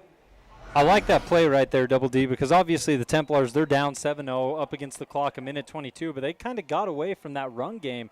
And in the first quarter, it was working particularly well. So this could allow Manti to settle things back down and open up a couple things for the passing game. 3rd down and long, so they're going to need to open things up for the pass game quickly here because just 1:06 and ticking on the Nets on Fire clock. Late first half, Crimson up 7-0. And a run, and it's bottled up and driven back. Nothing doing there. I think it was Jackson Griffiths. And also had some help with Ben Davies, the defensive end, and now they'll take a quick timeout. So Davies and Griffiths comboing on that stop. And now it looks like Crimson wants to use their timeouts and get the ball back here. They still have one left. So does Manti. And 49 seconds left before. We'll bring you our InfoWest halftime report here from Crimson Cliffs. We'll check the Wilkinson stats. Check the Hearst Ace Hardware Region 9 scoreboard. Couple games. Well, one game already final. Snow Canyon won today 42-0. Huge game for Fry and Bretton Stone and Hickman. Matt Hickman had a touchdown in that game, and I bet he had a bunch of tackles. Manti punt formation, they're ready. Coach Wayne, though, in the huddle, the defensive coordinator, giving some extra instruction to his defense. Got two guys back deep, Drouet and Hansen, standing heels on the 10-yard line for the Mustangs. I'm really interested to see how Coach Tate plays this out down the stretch, because 49 seconds, you don't want to force anything. It's 7-0, and points have been hard to come by, but you want to be aggressive enough to give your a chance to score. Low kick, it backs up and sits right at the 21. So 40 seconds on the Nets on Fire clock. Nets on Fire, building champions on and off the court. Now's the time to get a training package from Nets on Fire. You can get a training session with 4, 8, 12 packages. Just go to netsonfire.org. And they've got some combo packages with Intermountain Sports Performance and some of the biggest savings of the year. So if you're not playing football, parents, got high school kids looking forward to getting out on the court, making the varsity, JV, freshman team, go to netsonfire.org. Great facility. The Nets on Fire Sports Complex is amazing. What a great addition to Southern Utah since they built that a couple years ago. Out of the gun, Brown going to look. Now Cox going to come and sack him. Austin Cox and Creed Leonard kind of put his hand on his helmet. He just did not get a push. Cox just bullied his way right into Tyler Brown and brought him down. Caden Clark also there assisting, but wow, he just blew up Leonard in the backfield. Well, and he was about to put the hand on the face mask, but Cox lets go, so he gets no penalty. That's a heads-up football play for this star on the Manti team. Another quick update. We already know Snow Canyon's game is final against Cypress. Another game getting closer to the end, 10 minutes to go in the fourth, and it looks like the Ridgeline Riverhawks lead Pineview 35-28 in a one-score game. That game is just creeping along. Still 10 minutes to go. Huh? Yeah, and remember, the Riverhawks actually upset Pineview last year in a really high-scoring game, 58-56, I believe the final was. And we all expected Pineview to go up and take care of business in that game. Well, what's the running back's name for Ridgeline? It's Demooney. Yeah. Josiah Demooney, if I'm not mistaken. I think he had like 5 touchdowns and 250 yards in that win last year. I think he's back. And he's a next-level running back, linebacker. 35 seconds to go. Crimson leading 7-0 over Manti. Late first half action. Our game of the week brought to you by Sullivan Homes. They build homes just right. Clock's winding. Second down. And Crimson might be content to just take the lead into the half here. Yeah, they're not in a hurry. I think you would after that sack. Yep. Points have been hard to come by. Take your 7-0 lead into halftime. It's Focus on the second half. It's going to be eerie because that was the lead last year that Crimson had when this game was played up at Manti. And they'll snap it, and they might have took a delay a game. Now a flag flies in from the head referee. Nice little lefty curveball in the dirt. 0-1 count. Yeah, he definitely knew what he was doing there. Put a little bit of sidearm on that. And it's going to be a personal foul against Crimson. And they pulled Tyler Whitaker off the field. I don't know if that was his flag or if they were just giving him a breather. I mean, the play is whistled dead. A little extracurricular going on. He ripped the helmet off. Somebody's helmet came off. They signaled that against Crimson. But it wasn't the Mustangs' helmet that came off? That's what it looked like. So they called delay game first. But he signaled personal foul. Yeah, that's why I'm confused. Either way, Ashton Faulkner, the sophomore, into the ball game for Crimson Cliffs. That don't matter. That's going to be it. They'll take a knee. Clock's zeros. And Crimson, their first ever home game here. They'll take the 7-0 lead on the one-loss scoreboard to the break. Rustin, thoughts on the first half? Defense kind of ruled the day. No, it was a defensive showdown. And for Manti, we know that they're a great defensive team. But for Crimson Cliffs, you give up 36 points last year. You return a good chunk of the same guys. And to hold the Templars to 0, big improvement. Both these guys have been getting into the backfield. But you really got to like what you've seen from the Mustangs and their ability to get to the quarterback, their ability to stymie the run game. It's been fun to watch. And then, of course, Chase Hansen, this is one of those Sports Center moments. He gets changed from the quarterback position to the receiver spot, and then the new quarterback, Brown, connects with him on a big, big play. It's been a super fun half so far, and we're just glad Region 9 football is back. We'll take a 2-minute timeout, message from our great local partners, and be back for the InfoWest halftime report. 7-0 Mustangs at the break.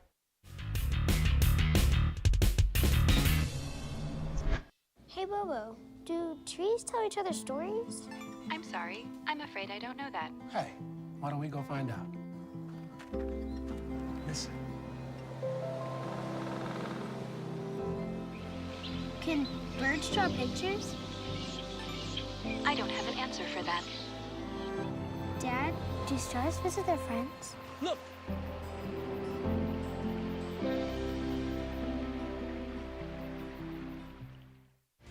For over a century, Dixie State University has been shaping the trailblazers of tomorrow by providing a culture of active learning, active life. With a paradigm of real-world experience mixed with cutting-edge technologies and rich traditions, we provide one of the most affordable educations in the West set against the most stunning backdrop on the planet.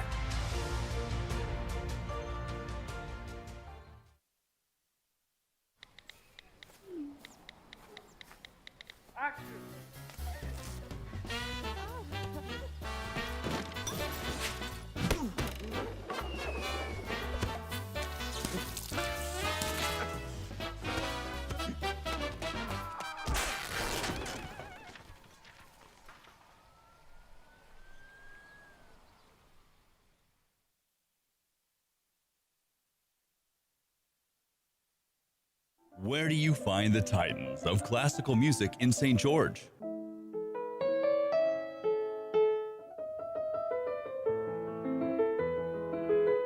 Classical music on Radio St. George, 100.3 FM. Where do you find the legends of jazz?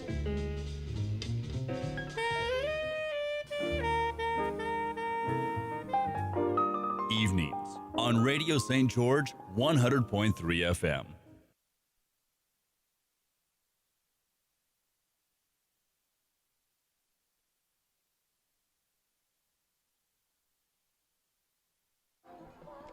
Welcome back, Crimson Cliffs, with the 7-0 lead. This is the InfoWest halftime report. Devin Dixon, Rustin Burnside with you. And drill team performing for a big crowd, Rustin. Some wearing masks, some not, but everybody excited to be here in the state of Utah. Played football on a Friday night. Temperature when we started this game up around 108, 109. Cooling off just a little bit as the sun is starting to set, and really good defensive effort for both these teams. Appreciate our friends, the internet people at InfoWest, and inside the halftime show, we're going to go around the region, get you a bunch of scores. We're also going to get you some recap. There was more turnovers than scoring plays in the first half. The one scoring play, let's start there, though, came with just 2:57 left in the half. And finally, the first touchdown ever scored on this field. It was Tyler Brown, 65 yards on a post route to Chase Hansen. Hansen broke his route off, shaked and baked, broke back away from the post to the corner, did a little high stepping at about the 15 and took it in for that special moment when you touch it down. And that's when you watch a guy like Chase Hansen make that type of play, you're like, oh, that's why he's not quarterback right now. Got past Justin, shook past Brenchley, and turned on the afterburners to take it all the way. Such a special talent. And for Crimson Cliffs, who lost Curtis Sweeten, who lost Ammon Smith, I mean, these are the type of players that you need to step into their shoes. And so far, Chase Hansen looking very, very capable of doing that. Not to mention the pass right on the money from the sophomore quarterback, Tyler Brown. We're going to take a look at our highlights from our CEC TV crew. Lauren producing the game. Andrew Bay got a nice little catch. That was the opening possession of the game. And, again, this was a defensive war in the first half. A nice sack right there by Zachary Andrus. That was the first sack ever on this field for the Crimson Cliffs defense. And here you're going to see Tyler Brown showing a little athleticism on a read option, keeps it. And that was a nice first down, and that was the first down ever on this field. Yeah, he's had a couple nice read plays, as here we see the fumble as Brenchley coughs it up. This was Crimson Cliff's first forced turnover of the ball game. There'd be more to come. But right after this play, we know what happens. Mark that down as Appliance Wholesalers Plus, Playmaker Play of the game as Lou recovers. Here, this play was broken, but they turn a little, sugar into lemonade. Oh, and then at the end, Creed Leonard has it ripped out, and Manti got it right back. Those plays were back-to-back, both teams a turnover, creating a turnover. For every mistake Crimson Cliffs makes, it looks like Manti does the same, as this pass nearly intercepted. Fantastic job by number 24, Watihi Keanahi. More highlights here for our radio audience. Creed Leonard's going to take a nice little run to the outside and pick up 22 yards, and that was the longest run of the first half. 22 yards on that scamper by Creed Leonard. And then Tyler Brown gets sacked, and the ball comes out, and that was the second turnover of the half for the Crimson Cliffs Mustang offense. But right here, you're going to see a sack again. Beautiful play shooting in there. That was number 41, Devin McAfee. And here's the touchdown, 65 yards. Chase Hansen, a lot of those yak yards. Big play from Hansen, and really that's been the biggest play of the ball game, right next to Leonard's 22-yard run. Watch this interception. Going to take a shot, underthrown just a little bit, and Draper catches the back of the ball. Oski, that was a pretty takeaway. That evened the turnover margin 2-2 until this happened when Tyler Brown lost that fumble, had it kind of hanging out there, and Manti would recover, but Crimson would hold defensively and take a 7-0 lead to the half. Let's take another 2-minute timeout. Crimson on top, 7-0 inside our InfoWest halftime report. When we come back, we're going to get you scores from around the region and even the state. Here is Crimson's on top by 7. We'll be right back.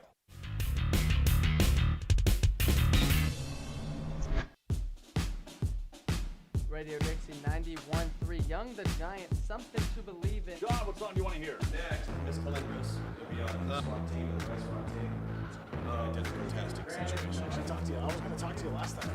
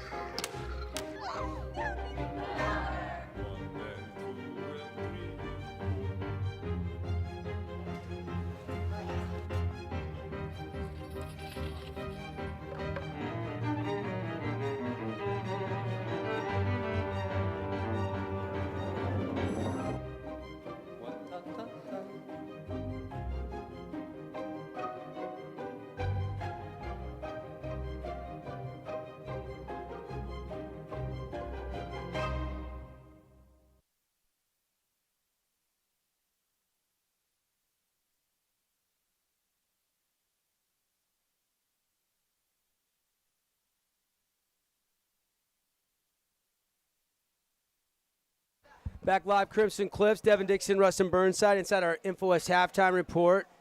And let's take a look at the Hearst Ace Hardware scoreboard, Rustin, as right here again, 7-0 on that 65-yard Tyler Brown to Chase Hansen connection. But a lot of scores around Region 9. One is final. Snow Canyon beat Cypress 42-0.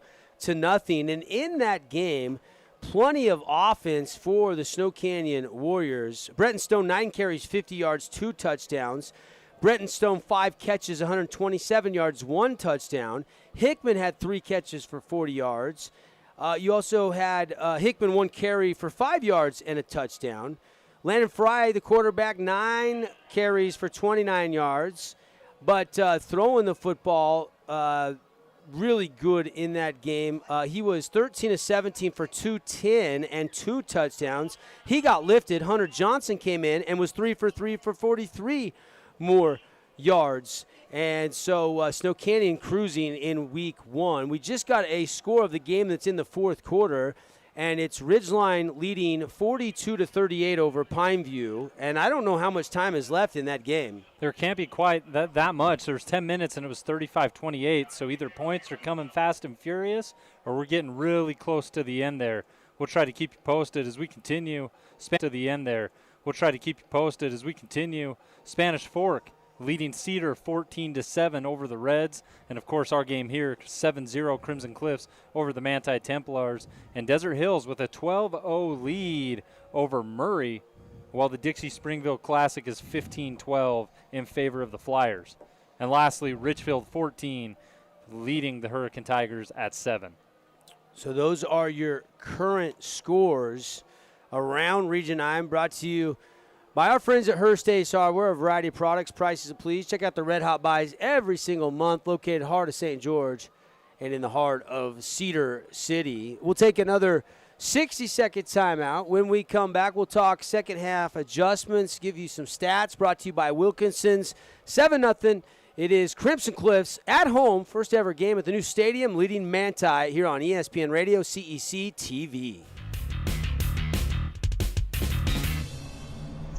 Where do you find the titans of classical music in St. George?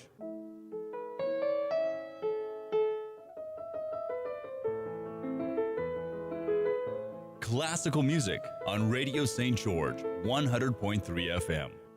Where do you find the legends of jazz?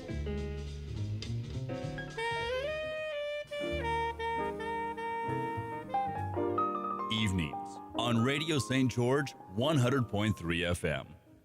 El censo es una ocasión especial en la que contamos a cada persona en cada casa de cada comunidad. ¿Niños cuentan? Por supuesto, contar a todos le brinda un apoyo a tu comunidad para construir cosas como escuelas, hospitales y autobuses.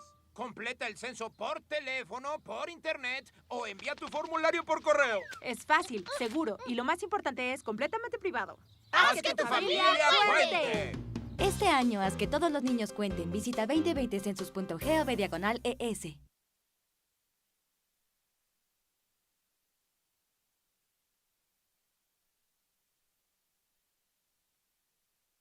Back live, Devin Dixon, Rustin Burnside. First ever game we've had the privilege to call here at the new stadium. We got to come up with a name for the new Crimson Cliffs Stadium. You know, we were talking about this earlier on the drive with Andy Thompson and I, and we were like, the stable, the corral's so commonly used, don't like that. But what about the range or the field house? Obviously, I kind of like field house, but it's kind of more of a basketball name. I think that's kind of going to be fitting for the Pacers. gym. Yeah, exactly. Yeah. So, I don't know. Any thoughts on what we should name? That's tough. The nickname of the stadium, unofficially, just us up here having fun in the booth? I don't know. Out of all those names, I mean, you think of Mustangs, you got to go with something that's open and free, right? Yeah. I mean, because there's you don't corral or pen Mustangs. No. And let them roam. You let them roam. So the Mustangs roam on the range? Yeah. Prairie. I don't know. No, not prairie. Come on. We can't go with prairie. Why not prairie? I like the stable or the range or the field house better. Yeah. Okay, but it's got to be open. I think let's agree that it's got to be an open space, just like the football field's open. Yeah. We'll keep working on it. We'll find something. The barn burner. What about that for a nickname? That one could work. I don't know. That Martin producing back in the studio suggesting that, and I don't know how I feel about that. Shout out to everybody listening on 97.7, streaming us on sportsradio977.com. We got people streaming in from Washington, Nevada, Utah, California right now. A lot of people just wanted their football fix tonight. I had people reaching out all week long. What's the link to watch your guys' games? People just around the country with no kids in the program, no relatives. They just want to see live sports on TV. So no matter how you're accessing us tonight, appreciate it. And we got a tight one. And if you like defense, that was a battle in the first half. Both teams creating a lot of turnovers. 3 turnovers forced by Manti, 2 by Crimson Cliffs. And, of course, only one score, but it was a big one. First ever score on this field is Tyler Brown hit Chase Hansen on that 65-yard post route, and then he had about 30, 35 yards of yak yards after he caught it about the 35-yard line. Yeah, and I mean, you got to credit both these squads, right? Because although it was 0-0 late into the second, they've both stuck to their roots. Great defense, first and foremost, trying to establish a run and mixing in a pass here and there.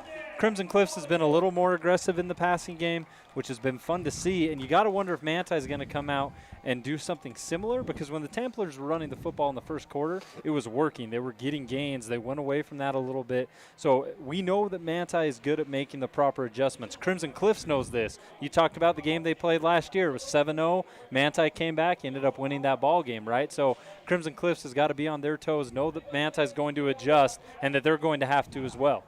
I had Tyler Brown making his debut as a sophomore, 6 of 16 in that first half, 1 touchdown, 2 fumbles. But when you look at the grade so far in just 2 quarters, he showed you some things with the legs, showed you some things with the arm, but did make some first-year starter mistakes as a young kid. Absolutely. I mean, well, you look at Region 9, there's so many young, talented quarterbacks who are thrust into the spotlight. Think of Jake Garrett last year over there at Canyon View. Similar situation here. And when you count that one of those fumbles wasn't entirely his fault, miscommunication between the snapper and him, you realize he's played really, really well. He's stepped up. He's been a leader of the offense. He's facilitated. Doesn't look nervous. He doesn't look nervous at all. Absolutely. No. Stats brought to you by Wilkinson's. Wilkinson's light it up, Region 9.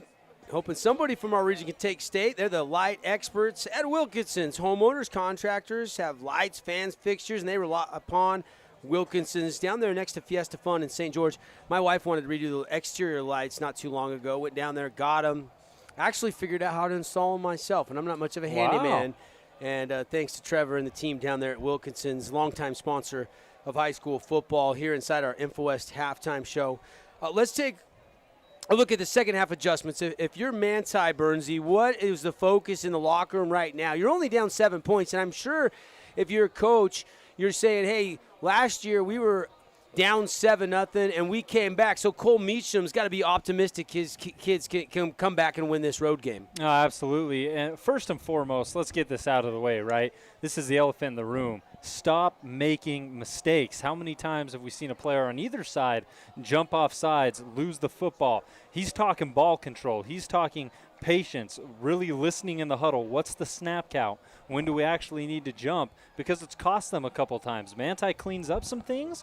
They're right back in this ball game. They're still in this ball game, but all of a sudden it becomes that much more competitive. So stop with the mental lapses. Get those mistakes under control and get back to the run game. Yeah. I really felt like Manti went away from that when they felt like they were losing ground. And now that it's 7-0, it could be even easier to get away from that. But there was a lot of signs of it working, because in the past, the Mustangs have pressured the quarterback, 2 sacks already. Manti, of course, just a one-possession game. They can continue to stay to the script. They can stay on the ground if they want. We've seen Jax Perry, though, do some good things. Yes. You know, I go back to that fade route that he threw, a low bullet that Austin Cox dropped. It was a rare mistake. Like, there was some moments there where they could have had some even bigger plays, but it is the first game of the season. There were a number of mistakes. Penalties is something I'm sure Coach Meacham said, we got to clean up the penalties, guys. Way too many false starts and motion penalties in that first half. And that went both ways, but it felt like a few more mistakes for Manti. There was 1 or 2 drives there late first quarter, early second quarter where Manti was marching in the wrong direction. Yeah, they really were. And it's a shame, because normally those false starts happened after they had a solid play, a 5-yard gain, an 8-yard gain.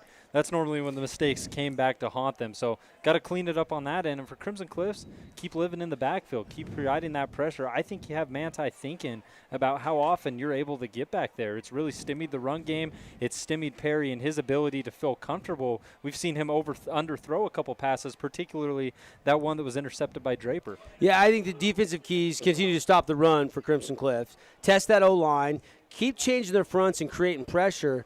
Crimson Cliffs offense, I still think they want to be somewhat balanced, keep going with some different looks and run sets, keep trying to get Creed Leonard in open space, and then try to keep getting the ball to your receivers and playmakers. The timing was just off a little bit between receivers Yeah, and, was. And Tyler Brown in that first half. So look for him to be a little bit more calm, composed in half number 2. If that's the case, they could be stamping a victory on this one in 2 more quarters of action. Kickoff by the Mustangs, end over end. And we are underway second half.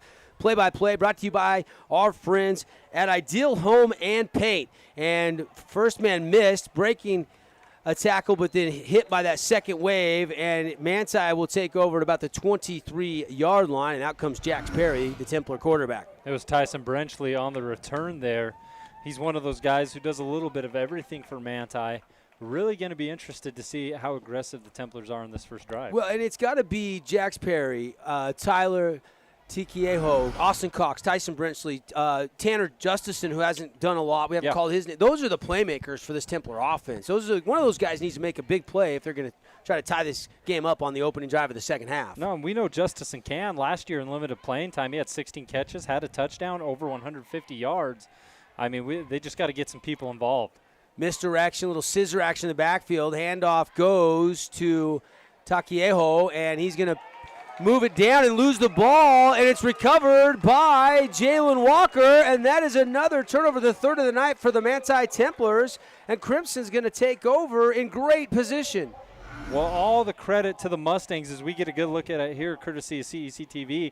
And look, Takiaho here, he keeps fighting, he keeps working, and in doing so, he forgets to hold on to the football. Look at the effort there to strip that football loose. Is that number 9? Yes, indeed. That is number 9. Panasue? The Hawaii transfer, Jason Panasua, 5'10", 215, I'd guess. Their middle linebacker just staying with that play, ripping that fumble out. And that's 2 forces meet, and they're both focused on bringing down the other, but he makes the smart heads-up play to say he's probably not paying attention to the football, rips that thing out of his hands. Out of the gun, Brown looking to throw, and they'll stop it.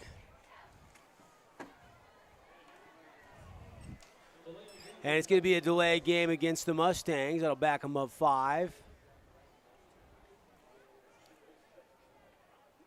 And not the way you want to start it if you're Coach Lou or Coach Tate with a penalty. On the defensive end, absolutely. On the offense, we talked about it. Cleaning up penalties was going to be crucial to whoever ends up pulling away in this game or ends up winning this game. And now we've got a timeout. Who took that timeout? He was using one really early. Timeout brought to you by Scott Gibson, his team at Intercap Lending. Rates are great. They don't mask their rates. You can get great service, great experience. Intercap Lending, Scott Gibson. Bernsey, let's keep it right here. We heard that Pineview game, they were down 4, 42-38, and there was under 4 minutes to go. And still no update since then. So we'll keep you posted on that game. It looks like it did go final. Did it? That's what Andy is saying, that it went final. So I'm wondering if it's 42-38. He just says it's final, which with no score update, I would assume that means a Riverhawk victory, but we'll keep you posted on that. There you go. So 7-0 here, and Chase Hansen's at quarterback. He's going to run the Wildcat right up the middle, and he's going to take it for a gain of 4 yards. And that's what we expected, was a little bit of Wildcat action with the athleticism of Chase Hansen, who caught that first half touchdown. And now Chase is going to come off the field, and Brown's going to come back in. But nice productive first down play, almost a 5-yard pickup. And isn't it awesome that you can take last year's quarterback, who did pretty well, put him in the backfield, give the defense a different look? It almost has like a Dallin Brown, McLeod Croton type vibe. Yeah, no question. They'll give it to Creed Leonard. He'll bounce it, and he'll break free. Creed's going to have the first down, looking for more, down inside the 10, pushing his way inside the 5, down near the 2, and just short of a touchdown at the 1. Creed Leonard there with about a 26-yard run, and that is the longest run of the night for the Mustangs. And no sugarcoating it. Creed Leonard started off really struggling there. He breaks a tackle for Manti's best defender, continues to push it downfield, runs through the legs, through the body of Justinson, gets all the way down. He's playing fantastic football after a rough start. Back-to-back carries where he has really exploded for the Mustangs, and they're threatening to make this a 2-possession ball game. You pay off Creed Leonard here, Bernsey? I think you do. You got to. I mean, right now, You got a 2 tight end set on the right. Flag flies. They were going to give it to Leonard. They going to be backing up the Mustangs here? Looks like they are. That's tough. That's really tough, especially you come out, have a fantastic defensive play, force a turnover, fantastic offensive play, get all the way down to the 1 yard line as we get a good look at it right here. Yeah, it's a quick motion right there. It looks like it was number 15 who they're going to catch, Easton Drubay. Got a little excited there. I mean, still very attainable score right now for Crimson Cliffs. And really, this is the first time the Mustang offense has been into the Team D Auto Sales red zone. Read option, Leonard has it. Again, he's going to take it down to the 3, maybe the 2.5 as he falls forward. That looked a little clustered in the backfield, but once he found some space, picked up a nice run. Yeah, much more manageable second down here now for the Crimson Cliffs Mustangs. Henningsen in on the tackle for Manti, but you like that Leonard's running with a little bit of room right now. They're not sending him up the tackles, and he's had room to work. Leonard will run it in, but they blow it dead. Everybody let off, and more mistakes. That's the 3rd flag in this 3rd quarter alone, and we still got 9 minutes, 51 seconds. It was a little bit of a flag fest in the first half. I mean, that's usually the case for the first week or two. You know, some mistakes, trying to get some of these, new starters dialed in and in sync with everybody on the offense. You got a new quarterback. But this one's going to go against the defense. They must have been lined up off sides. And so it's going to be second down and goal from inside the 1. They'll move it half the distance to goal. They got Leonard in the backfield. Ponasua looks like he's going to block. Give it to Creed. Creed's going to be hit and dropped, and he's going to try on a second effort to get back to the original line of scrimmage. He's going to lose half a yard. Yeah, fantastic effort there from the Manti defensive line. That's Sai Mohe. And we know that this is a relatively new defensive line for the Templars. Getting in the backfield first was Big 28 Carter Stevenson, and then they finished the job. 3rd down. You've tried a couple run plays here. You've had a couple penalties. You want to see the old naked boot right here? It's not out of the option. I wouldn't be opposed, especially with a mobile quarterback like Brown. Let's see what they draw up. Coach Lou, the offensive coordinator, is going to put Brown in the gun, throw it, and a slant route caught. Touchdown, Chase Hansen. The outside receiver on a slant route is going to get credit for, in the scoring play, a 2-yard touchdown reception. No boot. Brown stays in the pocket. Manti brings the pressure. He delivers a strike, puts it right between the 1 and the 0. Takes a hit regardless in front of Manti's best cornerback, Tyson Brenchley. Chase Hansen, just first year as a wide receiver, already has 2 touchdowns, and the Mustangs with an opportunity to make it 14-0 as Woolley comes on to attempt the extra point. Now, Woolley, I don't know a ton about him, but I know he also plays for the boys' soccer team. A little soccer-style kick up and through, plenty of leg. Looks like a good-looking kicker. He's 2 for 2. The PAT brought to you by Simply Wisdom Teeth. And we'll take the timeout. Crimson Cliffs, 14-0 lead on Manti on the 1-loss scoreboard. 9 minutes left, 3rd quarter when we come back. Asphalt. It's not something we think about much, except when it's in bad shape. At Holbrook Asphalt, we help cities, HOAs, and businesses avoid replacing painfully expensive roads and parking lots. To avoid the cost of replacing asphalt, you must effectively preserve it while it's still in good condition. University research has shown Holbrook Asphalt's HA5 slows asphalt aging by 67%. We make your pavement assets last longer, cost less to own, all while achieving higher property values. Visit holbrookasphalt.com to discover more.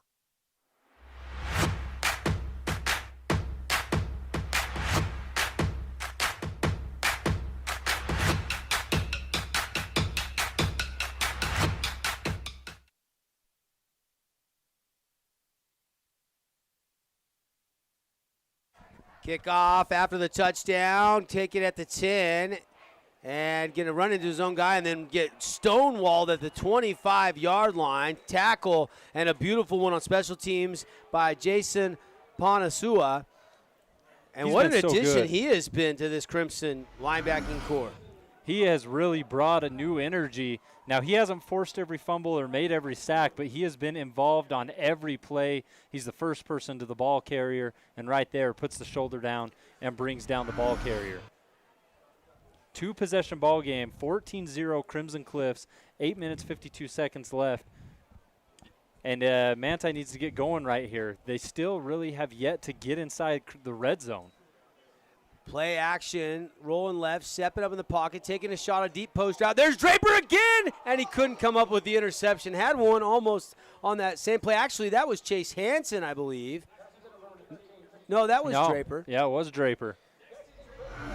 Dexton Draper has been very active in the secondary, Rustin. And a very similar looking play to when Draper intercepted that first pass, going up over the top, nearly catches that at its highest point, just misjudged it a little bit. But with Manti down 14-0, they really, really need to get Jax Perry feeling a bit more comfortable. And he's had time. He had time on that pass, but it looks like he's predetermined on where he's going with the football, and so far that's cost him. 2nd down and 10. And I like that shot on 1st down. They're going to try it again. Double clutch. Now throws complete on a slant route and some room. 40, 45, 50, down to the 40, 35, 30. Austin Cox inside the 25 before he is brought down. Longest play from scrimmage tonight for the Manti Templars as they cover about 47 yards. Isaac Golder bringing him down. Watch Perry. After almost throwing another interception, he stands in the pocket, stays strong, and he takes a hit. I mean, he's limping downfield, delivers it to Cox, who makes the play. More 22 is never a bad thing for Manti, but you got to give a lot of credit to the quarterback there for Manti, standing in there, taking a hit, and delivering a strike. And just like that, we mentioned they haven't been in the red zone yet. They're 2 yards away from it, Double D. Yeah, knocking on the Team Seattle Sales red zone, and now they're into it on a run, power run right up the middle, kind of between the center and the left guard.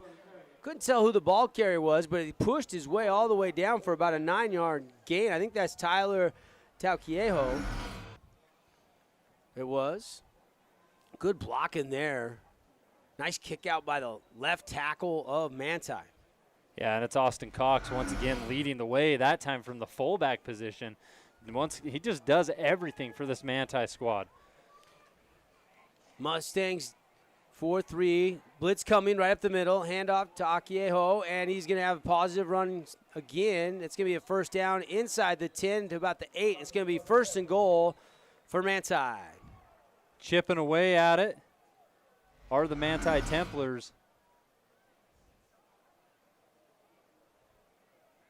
And they're content right now. Let this thing wind down. Run the clock off a little bit. They're in no hurry. Mustangs scored right after the half, and Manti yet to get in the red zone. They're kind of content with taking things at their own pace. They need to let the game come back to them, and that's exactly what they're doing. So a fresh set of downs on about the 10-yard line. Big, big play coming up from Twins Manti. to the right. Offset eye. They hand it off down to the 6 and then stood up and driven back. Gain of nearly 3. Austin Cox on that carry. A little slow to get up. Playing both ways for Manti tonight. Yeah, going in between the tackle and guard there. And right now the Templars, their last three plays have all been runs, and they've all been about 3-4 yard gains. And that's getting the job done right now. 6:46 left on our Nets on Fire clock, 3rd quarter. Clock ticking to get your training package. Nets on Fire's teamed up with Intermountain Sports Performance, which is in the same building in that Nets on Fire complex. The Grip is there now, as well as some other businesses. Go get that training package, 4, 8, 12 sessions. Get your kids ready for the upcoming basketball season. Go to netsonfire.org to learn more. Short run there. It'll be 3rd and goal. Not much doing. Not much of a gain at all. And all credit number 19, Dade McDonald. He looked like he was the first one to get into the backfield and wrap up on Brenchley.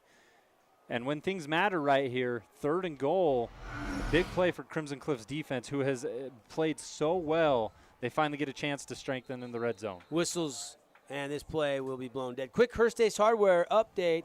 14-0 here, but a big pass by Bronson Barber to Shea Anderson. Dixie's down to Springville's 16-yard line. They're starting the 4th quarter. Springville leads Dixie 18-15. That game, as well as our game, if you're listening on radio and you're headed home for the night, you can stream on our website, sportsradio977.com. We also got this on the CEC TV, which is TDS channel 108 in HD. And, of course, timeout on the field brought to you by Intercap Lending. And both those games also, I believe, on the Deseret News, KSL.com sports link. So lots of ways you can access a couple games in Washington County tonight. Did we ever get a final? Was it 42-38? That's, as far as I can tell, it looks like that is the final. Which think, means Pineview drops their first game of the year. Well, they lost that game last year, if you remember, and went on to win a Region 9 title. They had that thrilling win over Dixie last year to win the Region 9 title. Yet there was a little frustration with the RPI because when the seeding came out, Dixie was a Still seed higher than Pineview. It's tough, and once again, I mean... Yeah, 42-38, it is a final. Ridgeline has beaten Pineview tonight. Snow Canyon won 42-0. Desert Hills now leading Murray 24-0 late third quarter. And I guess we don't need to remind the fans that even these non-region games count. Third down, they're going to throw. Corner route, back of the end zone, and it is incomplete. Knocked away at the last second. Oh, a late flag, a really late flag comes in. I don't know. And the Templar receiver slow to get up. Looks a little shaken up on the play. They'll fake the run. Pretty good high, soft pass to the corner. And he used the inside hand. I couldn't see where the right hand was. The coverage was by Corbin Cuff. I don't know, Bernsey. What did you see there? I didn't see enough to warrant a late flag. That's a really tough angle. The route the receiver was running mixed with the way Perry aired that ball up there makes it really hard to tell how much contact there actually was. From the angle we're sitting at, it looked like he got his hand on the ball first, knocked it down, and then ended up on the receiver. But for the referee must have saw something different from that angle because Manti with an opportunity to capitalize here. That's tough. Offset eye, motion in the backfield. False start there. I don't know if it was the center for snapping it late or the running back for just being a little bit early. But a false start, and that'll back up Manti. Now, it's not an automatic first down in high school on a pass interference, so it's still third down. And now back to the 7, so third and goal from the 7. 5:49 on the Nets on Fire score and clock.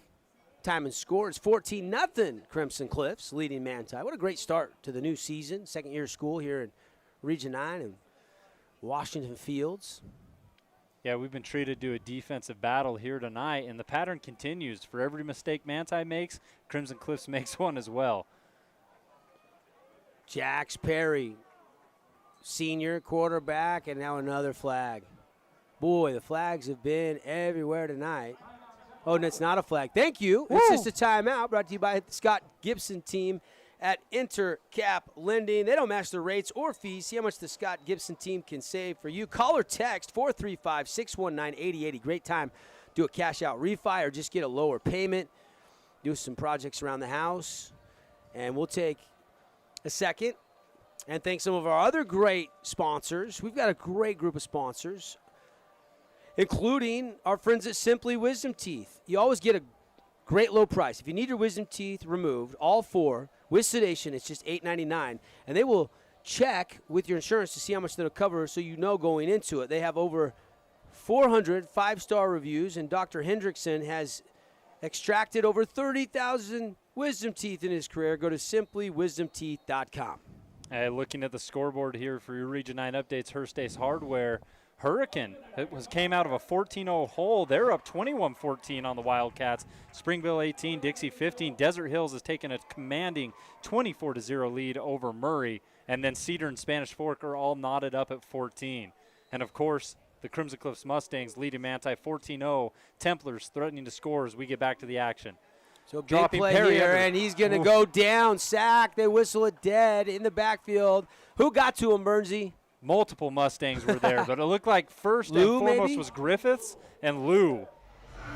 Let's get a good look at it right here, thanks to CEC TV, bringing us some of the best angles. And yeah, that was definitely Lou, who's the first guy there. Griffiths not far behind, as well as number 36, Benjamin Davies, the senior. So fourth and goal, and they went from the 1 all the way back to almost the 15. Again, flags have hurt the Templars. in this game, and they're rolling it. They're going for it. And why not? Down 14-0. Wouldn't be that long of a field goal attempt, though. Would be just inside 30 yards, but they're not going to try it. Jax Perry out of the gun, looking to throw. Looks right, throws high, fade, and it is incomplete. Threw it too far. Coverage by Jalen Walker, the senior DB, and a turnover on downs by the Stangs defense. Yeah, just an interesting play there. That was Caden Owens, who Perry was looking for. First time he's looked his direction all game. And just honestly a great check by Jalen Walker. Had his hands on him, held him up a little bit, and he was unable to create that freedom. I apologize. That was Christian Hansen who he's looking for. He already had a reception previous. But just great cornerback coverage by Jalen Walker to slow him up. Wasn't able to get underneath that football in time. And now the Mustangs take over with a 14-0 lead. 4 minutes, 54 seconds remain on the clock. So still a ball game, but Manti is going to have to make some adjustments if they want to get back in it starting defensively. Shotgun, Creed Leonard, handoff, and he's hit. And I love how he fights off initial hits, but that time couldn't break free, and just lucky to get back to the original line of scrimmage for no gain. Yeah, David Tulapapa in on the first hit before a bunch of Templars swarm and bring him down.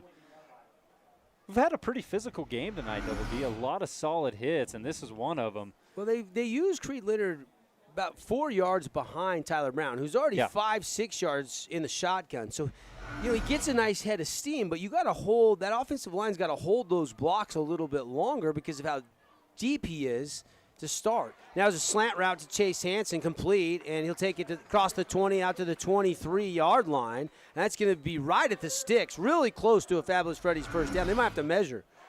4 receptions now. Look at him look him off and then come back to the slant route. Could have been offensive pass interference on Gunnar Orr, who already had his hands on the outside DB, but no call. And they've been using Gunnar Orr for that all night long. Anytime you see a receiver make a grab, chances are number 5's throwing a solid block downfield. That's exactly what he did there. A little on the edge, like you said, could have been a penalty, but he runs it to perfection. Handoff, Leonard. Bounces to the outside, now tries to cut back and run north-south, and he'll pick up 5, maybe 6 to the 30-yard line after they did indeed get the first down by the nose of the football. Man, Creed Leonard's been so fun to watch in this second half. Took him a little while to get going, but watch how he works. Watch those legs churn when he gets a little bit of wiggle room. In the first half, he had nothing. As soon as he touched that ball, Manti was all over him. As the Templars' defense has worn down and has been able to get a little power behind his steps, he's been that much more fun to watch, and he's really turned out to have a solid ball game. 2nd down and 5, ball at the 30. Brown, handoff, Leonard, hit, and then pushing, and right at the sticks. Tough to bring down on that first contact. He keeps those legs pumping. Yeah, he runs into Cy Good Bowie block right by here. Drew Bay. I think he got the first down. They gave it to him again just as he stretched at the end. Crimson can stick to the ground pound right now. That's exactly what I was going to say. No pressure, 14-0. Get your run game comfortable. We know they've wanted to do that all offseason. That's been a focal point. They're making it happen now. Brown's going to take a shot, though, over the middle, and it's intercepted. Picked off. He threw it behind the receiver, and Larson Pogrowski with the Oski, and that will give the Templars some new life. Down 14-0, but they'll take over in Crimson Cliffs territory. Yeah, and a lot of credit has to go to Pogrowski right there, because the reality of it is Hansen has been absolutely tearing up this Templars defense. 4 catches, 2 touchdowns, big gains every time he's touched the ball. He steps up to the plate, says, I'm going to cover you one-on-one, and ends up with the interception. Of course, thrown a little behind, but still, you got to admire that bravado, knowing that Hansen's had the game that he has. He rises to the occasion and gets his team the football back. Manti needs to get moving here. Perry takes the snap. It's going to be a handoff to number 21. He'll pick up maybe 5 yards on the ground. Manti still running the football. It's only a 2-possession game. 2 minutes, 20 seconds remain on the scoreboard. No rush quite yet, but they do need to get into the end zone. Remember, they were down at about the 10, 8-yard line before penalties brought them back, and they ended up turning that ball over on downs. They had an opportunity, didn't capitalize. That luck needs to change right here for the Templars. Perry under center. Takes the snap, drops back. He's going to have a little bit of time. Under pressure now. Took too long, rolling to the right, and he's going down. Number 36, Benjamin Davies. The senior linebacker brings down Jax Perry. When he first got out of that pocket, it looked like he was going to have time to throw before Davies just blew up his blocker. Looks clean, looks clean, looks clean. And then Davies just fights through the offensive lineman, blows by Jackson Sharp to disrupt the play. Great second effort from the senior linebacker. This Mustang defense has come to play tonight.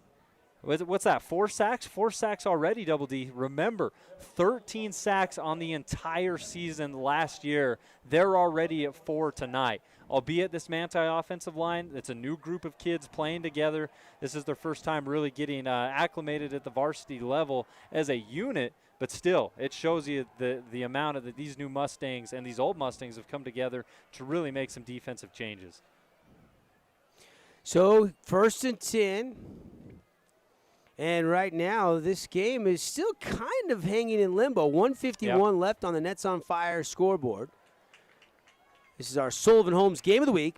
First ever game played at Crimson Cliffs new stadium. Even though last year they were open in the school, we were in class, they had problems with the turf, and it's hung up in the air, and it's anybody's to grab, and it's incomplete. Little arm fight and wrestling going on over there, and the ball finally falls harmlessly to the turf on 2nd down and long. Jax Perry's a gambler, isn't he, Rustin? He'll just throw it up there and just trust his guys can adjust and make a play on the ball. You know, and believe it or not, last year it worked more times than not. 18 touchdowns as opposed to 10 interceptions. And tonight he only has 1 interception. A couple interceptions that were dropped, could have been. But ultimately when it works, it works. And right now, Manti needs to take a shot. It's only a 2-possession game, but the way that they've moved downfield and the way the offense has struggled to ignite, they need a big play. They need that lid to come off. Jax Perry again over the middle, and that one is incomplete. And it looked like Brinsley saying, that's on me. Maybe stopped or sawed off his route a little bit there. And I would assume, well, I don't know. 4th down, you're at your own 43, and now it looks like the punt unit's coming on. Initially, it looked like there was a little bit of indecision. Yeah, that's the right move to definitely punt this ball away, especially with Crimson Cliffs defense playing the way they have. I don't think you have much hope capitalizing on 4th and 18.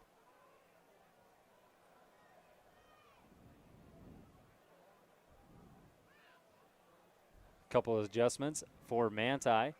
New players getting on the field, getting that set. And this would be big. What a spark. This crowd would get on their feet if they could maybe take this one back for 6 and get some separation. Returnable. Drube going to go outside and then drug down. About a 7-yard return to the 25. Yeah, really good tackle right there in the open field by number 34, Alex Cox, for the Manti Templars. It looked like for just a second Drube was going to have some wiggle room. Cox closed that up real fast. So we saw the run game kind of open up for Crimson Cliffs last possession, Double D. I'm assuming we're going to see a lot more of the same. Mustangs are content milking the clock as much as they can with 1 minute 23 left in the 3rd quarter. Because really, once that run game's got going, it's opened up a lot of things for Tyler Brown. Now, last time he forced a pass, I think he's going to be a little more cautious here. They're going to give it on a run to Leonard, who's going to bounce it outside the tackle. Flags fly. Nice little move, getting out to the 35. It's going to be a gain of 11, but hold everything. This one could be coming back. And that's going to be in the Mustangs' backfield is where that yellow hanky sits, which normally indicates a holding penalty. Yeah, and again, Manti has been penalized more. And but another Crimson has certainly had their mistakes made as well in this opening game of the season. 25-22, is that what you're about to say? Hearst Ace Hardware update, Springville leading Dixie. Manti's had more personal penalties, more flags thrown in their direction. Crimson Cliffs has had more turnovers. So both teams making mistakes in their own separate ways. Biggest difference is Crimson Cliffs has capitalized on Manti's mistakes, while the Templars yet to capitalize on those 3 fumbles and an interception that the Mustangs have gifted them so far. Offsetting penalties, so they're going to replay the down. So 1st and 10. Well, that's apropos since there's been a lot of penalties on both teams. That's Yeah. the first double penalty that we've had. There's the hold up top of your screen for our television audience, and then there's a takedown there as well. That looked like 2 holds on Crimson. I'm not sure where the offset came into play. Tyler Brown out of the gun. Going to throw, chase, Hansen. Tough catch, made it, but hit immediately. Had to go down, stop his route to try to collect that football. They've been a little off on that inside slant screen tonight. You can see Tyler Brown puts a lot of oomph into it, but he was behind Chase Hansen, who had to adjust and come back to it. And we've seen him be a little behind on Hansen. We've seen him miss Davies completely, all on solid looks, really. It's just those are the things that will be tidied up by week 6, week 7, right? Once they have that chemistry down. For a young quarterback, it's hard to perfect that throw immediately. Run, Creed Leonard, hit, dropped, and maybe he got a little bit. We'll give him a yard pickup.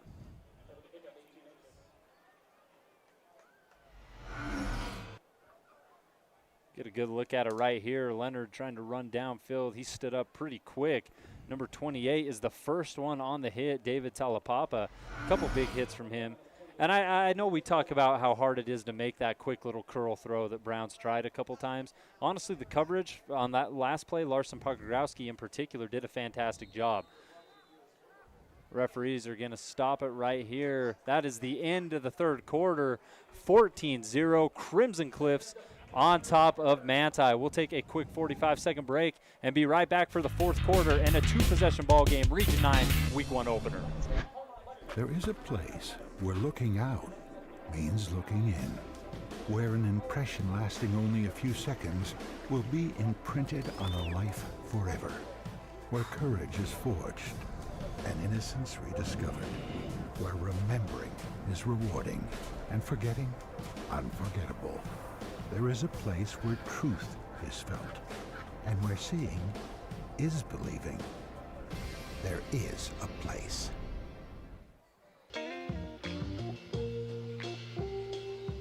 There's so many rewards in life. You coming into our home was one of the greatest rewards we could have ever had.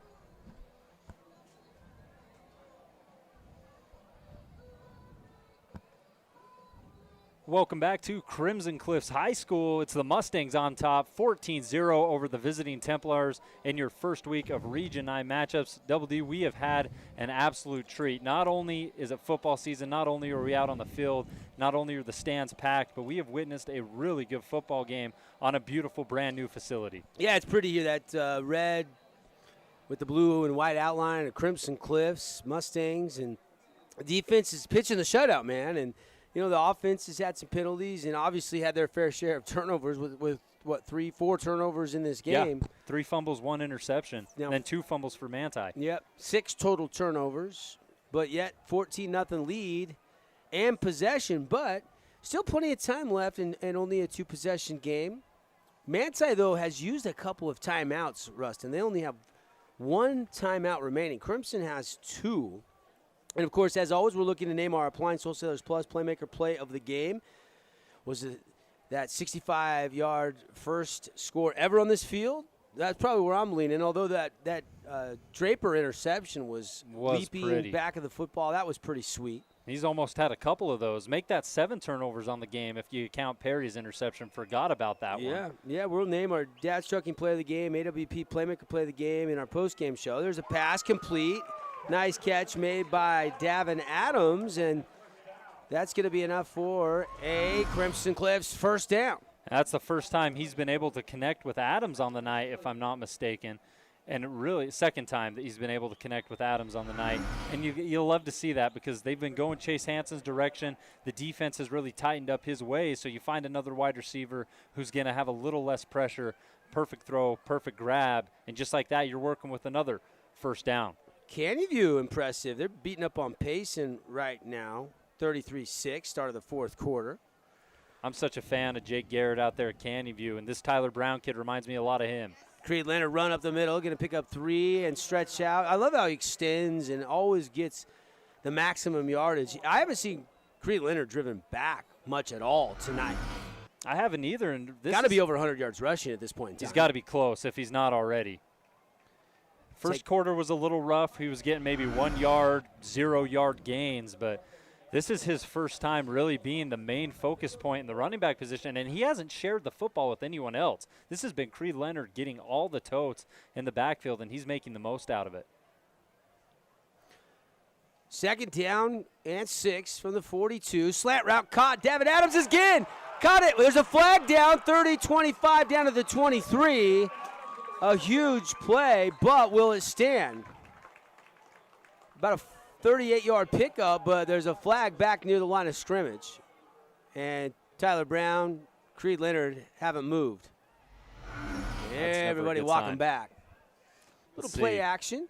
Look at this delivery on the slant route. He's starting to get more accurate as this game has went on, Tyler Brown. He is. That's a pass he missed the first couple times. And now he's connected with Adams twice on similar plays. That time nearly a big gain, and the penalty bringing it back. Yeah, going to be a hold on the Mustangs. And Still, the fans though, won't like it, but you take that. You take that your quarterback's really starting to connect with those guys on those slant passes. I'm not sure where. I was trying to scan. It came from the middle official. Yeah, maybe some left guard, left tackle, somewhere on that side. It wasn't the rush right at Tyler Brown. That looked pretty clean to me. Yeah. Brown going to throw again, though. Steps up in the pocket. Now looking to run. Now throws last second. Has a man catch. Davin Adams again inside the 45 of Manti. No, that's Jackson Ritchie. Ritchie's first catch of the night, and a beautiful one. And that's a Fabulous Freddy's first down for the Mustangs. I want to highlight something here. My eyes stayed in the backfield. Creed Leonard picking up an incoming defensive end. If it wasn't for him standing in front and throwing down a block, that may not have been a catch for Ritchie. He may not have got that ball off. Fantastic protection, which allows Tyler Brown to do his job. Jackson Ritchie, 6'3", junior, with a nice catch. Creed Leonard now going to go back to the ground game, breaks outside, and has a pickup of 8.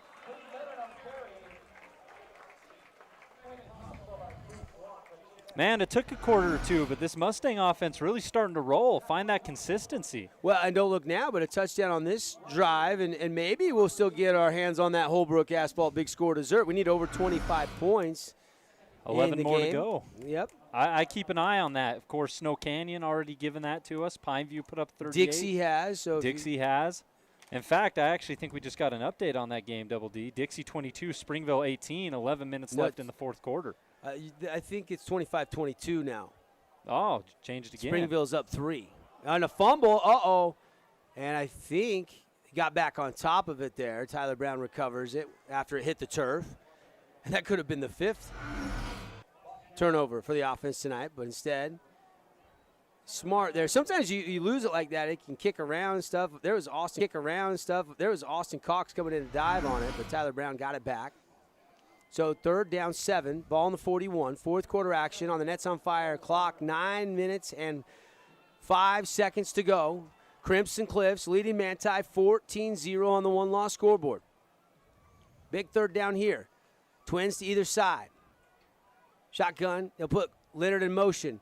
They're going to throw the slant route to Davin Adams in and out of his hands, a little bit behind him. They've been kind of getting that in sync on that slant route, but that time just a little behind Adams, and he couldn't bring it to the body. Yeah, number 2, Tyson Brenchley, he's a smart cornerback. We've seen him make big plays today. He adapts, and he's able to get there and put a hit on as Adams has that go off his fingertips.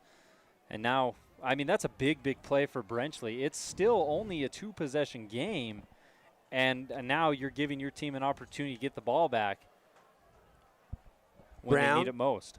Adjusting the knee pads. He likes them real high up on the knees. And now he's going to throw. Pressure comes, and it's an incompletion. Or it didn't go forward. They're going to rule it a fumble, and Manti's going to recover it. Official never signaled, so I'm assuming that is a fumble, and Manti will take over in Crimson territory, and that is the call. The Templars with the huge turnover. That's 5 in the game.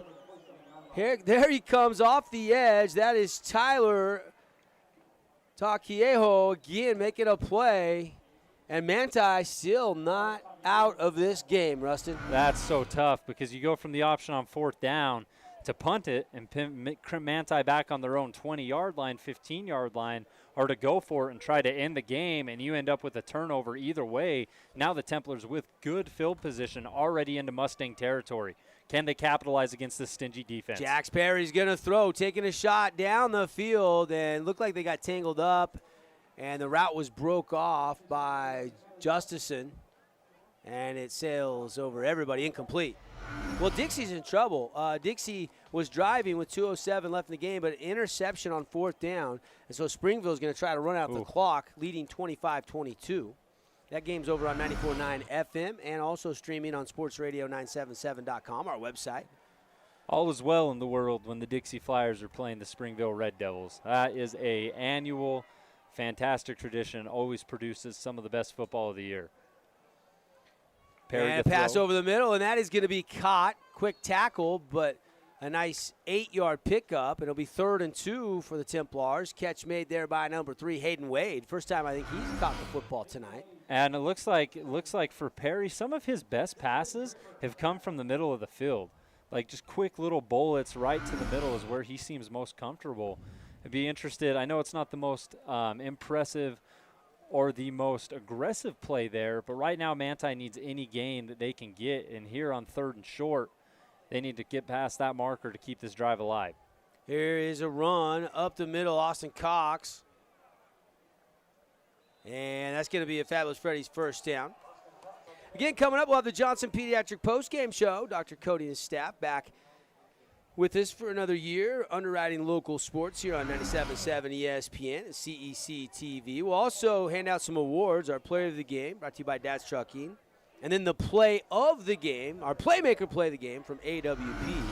And then stick around after our postgame show. We'll have our Region 9 wrap-up show. We'll go around all of Region 9, brought to you by Ideal Home and Paint, some of our other great sponsors. We'll have the Handel's Homemade Ice Cream region-wide Player of the Night Award a little bit later on tonight as well. You and I will be sticking around here and hosting it live from Crimson Cliffs. Hoping to have maybe a player or two and coach or two from Crimson join us down field level a little bit later tonight. Right now, they lead 14-0 with 7 minutes, 10 seconds, and ticking left in this game. Yeah, Manti trying to sweep right there with Brenchley and really getting in the backfield. Already has a sack on the ball game. It's number 41, Devin McAfee, making a big play, shoestring tackle, trips him up, and that's going to create a 2nd and about 7 for the Templars. 2nd down and misdirection. It was a direct snap to the running back. He's going to try to break outside, and he's going to get stoned on the sideline. Big hit brought to you by Sand Hollow Golf Course. We can hit big drives on the beautiful 27 championship holes. And I don't think he got anything. In fact, I think he lost half a yard. Zach Andrus leveled the boom.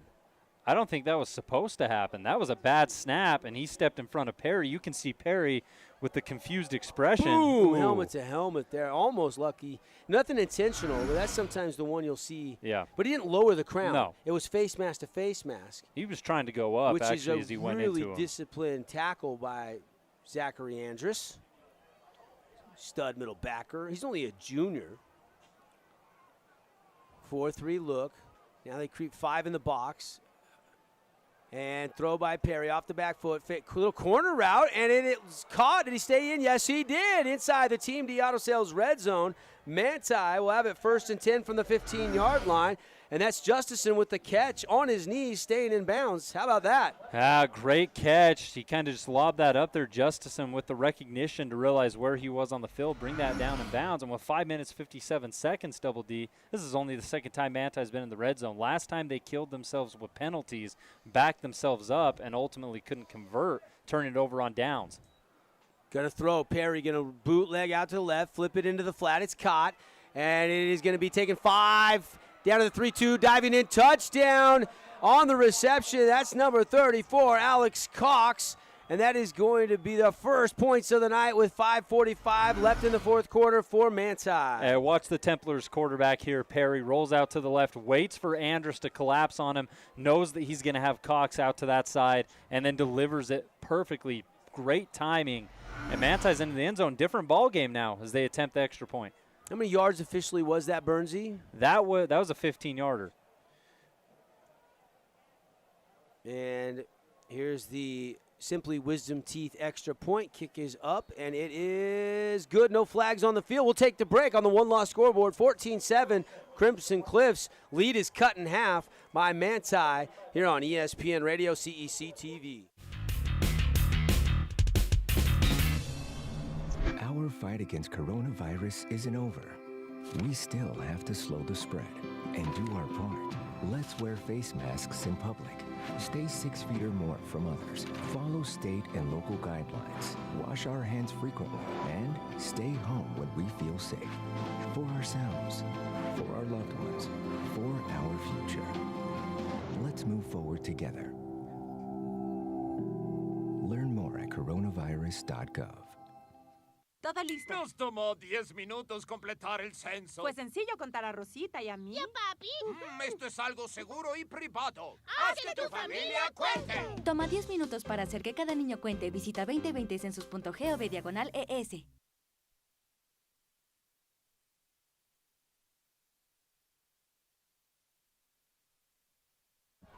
We're back. Bernsey, what'd you see on that scoring drive? Manti, they're not going to go down without a fight. No, absolutely not. Now the defense has an opportunity right here to stand up and make a stand because the Mustangs have looked comfortable offensively the last couple possessions. Big return coming up for number 15.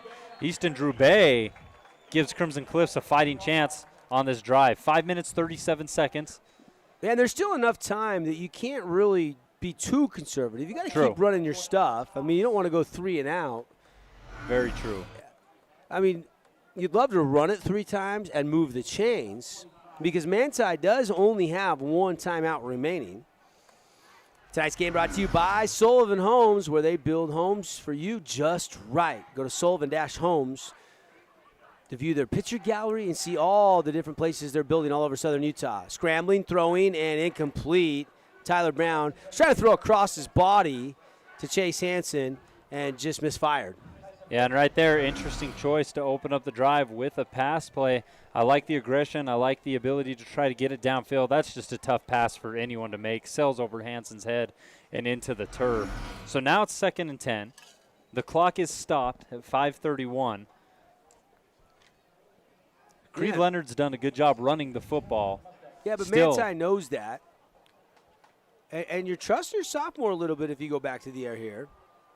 Maybe a little misdirection. Nope, slant route, incomplete. And again, pressure coming. It's either been Austin Cox or that time it was Tyler Takieho with the pressure. They have been coming at the young quarterback all night long. This time unblocked off the left edge, forcing an errant throw.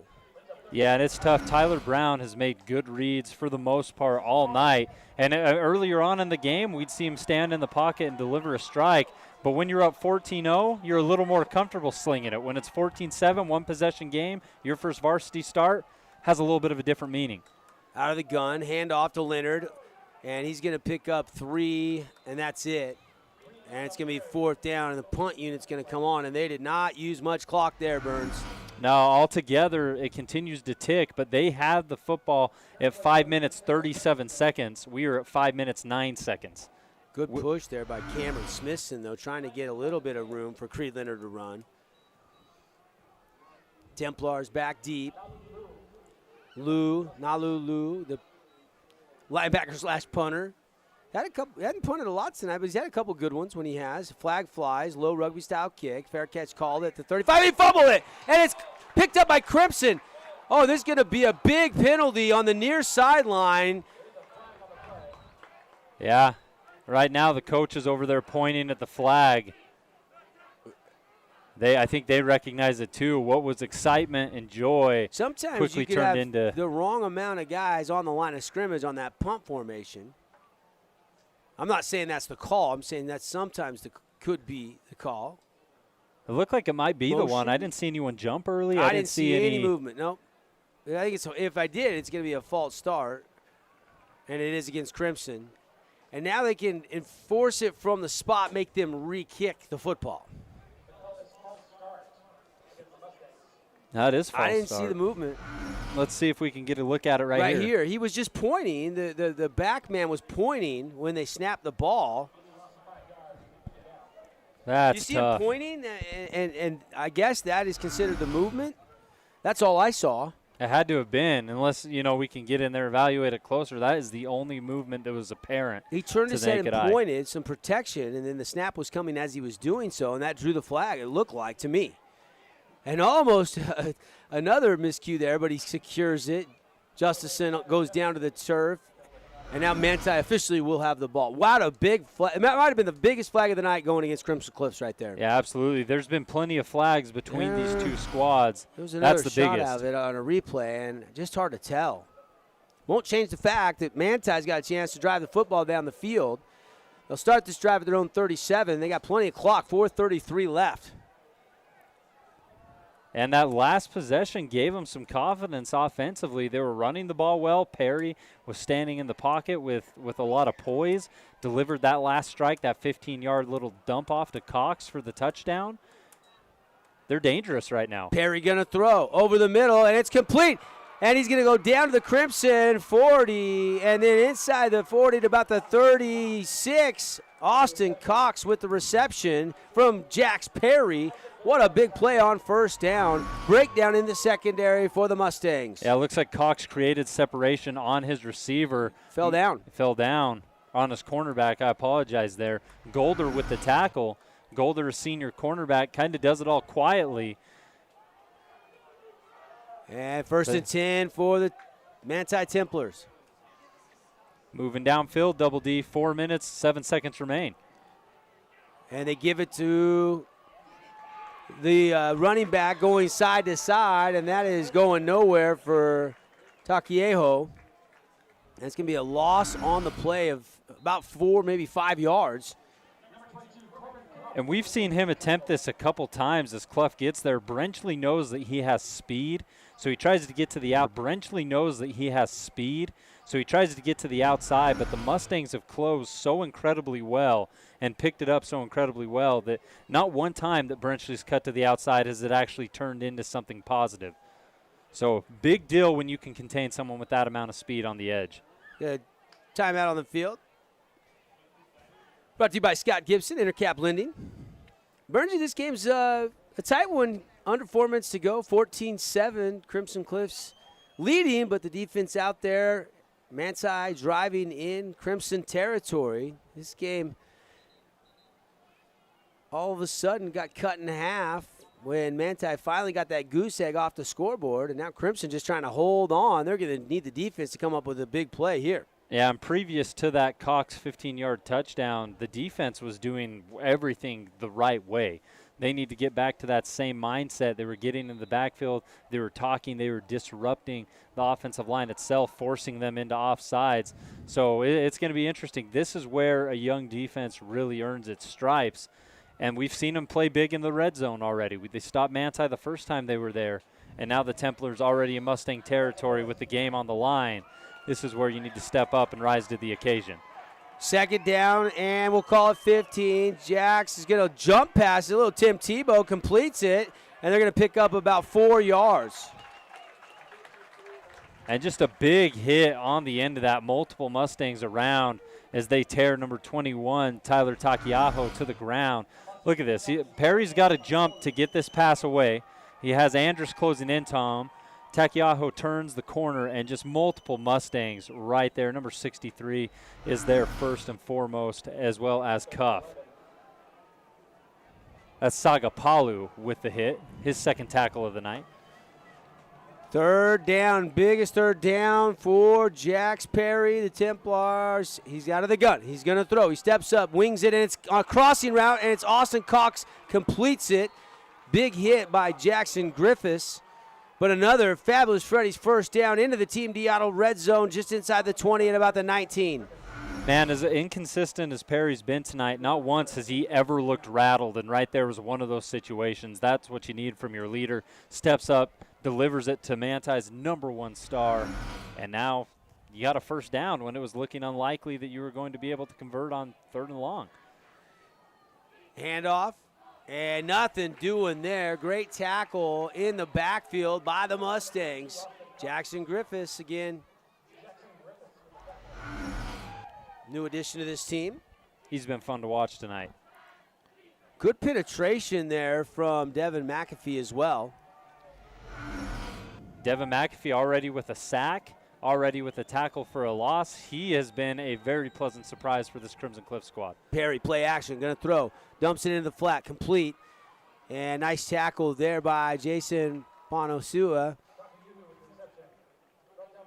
Not a big gain there for Manti, and they do get out of bounds, stop the clock. They still have one timeout in their back pocket. Coming up, we'll have the Johnson Pediatric postgame report as you see that dump-off pass to Takakiho. And right there for Crimson Cliffs, they had Lou in the backfield. Perry had about a 3-step drop, turned to his right, saw Lou was there, still able to get that football away. But they're showing Perry's not going to have a lot of time, basically, to get this ball out of there. Most of his passes have had to been quick and fast. Oh, fumble, but Perry, I think, got back on top of it. But that's 4th down, and they lose yardage. And that means maybe you back yourself up out of field goal range. Probably be about a, 36, 37-yarder. And now they're going to take a timeout. Manti Templars with a timeout. Crunch time, Bernsey, 14-7 lead for Crimson. And did he just drop the snap, or was the snap bad? I saw a couple different things there. It looked like that snap was it was low and to the left, because Perry was only able to reach down with that left hand and get some fingers on it, enough to stop it to dive on top. I also saw a Mustang number 41, Devin McAfee. We've called his name a couple times tonight. He 100% blew up the tackle and got into the backfield so quick. I don't think that had anything to do with the snap, but it did show if Perry wasn't able to get a hand on that, McAfee very well could have. He's been very explosive these last couple plays. And honestly, Manti's offensive line has had a really hard time containing number 41. So 4th down, biggest play of the ball game. 1 minute, 56 seconds remain on our Nets on Fire clock. Yeah, tonight's game brought to you by Sullivan Homes. They can build your dream home. When you need it done just right, Sullivan Homes, the name Southern Utah Trust. Sullivan-Homes.com. to see all the different communities they're now building in southern Utah. Sullivan-Homes.com. Here's the play of the game. Jax Perry out of the gun. Pressure comes, lets it fly into the end zone. One-on-one, and it is caught, and it is a touchdown. Wow. Manti touchdown. Beautiful corner route, and he found the grab. Tight coverage. Justison reels it in. Oh, my goodness. What a throw by Perry. High. And just right there where he leads him into the back of the end zone. Did he get a foot down? Justison, they say, does, and they're a PAT away from tying this game. Or are they going to go for 2? They're going to go for 2, it looks like, and try to maybe take the lead for the first time tonight. Coach Wayne Alafopo, D coordinator for Crimson Cliff, is going to use his 2nd timeout. And this game just got interesting. That's a smart timeout right there. You have to take it. All the momentum has been sucked out of the field, out of the players. Just Perry with an absolute strike to Justison. I don't know how he kept his focus to haul that ball in. He had Golder all over him. You got to get the troops together, regroup, try to get a little bit of motivation back in there, because not too long ago, it was a 2-possession game. You thought you had the victory well within hand, and Manti's come alive very late.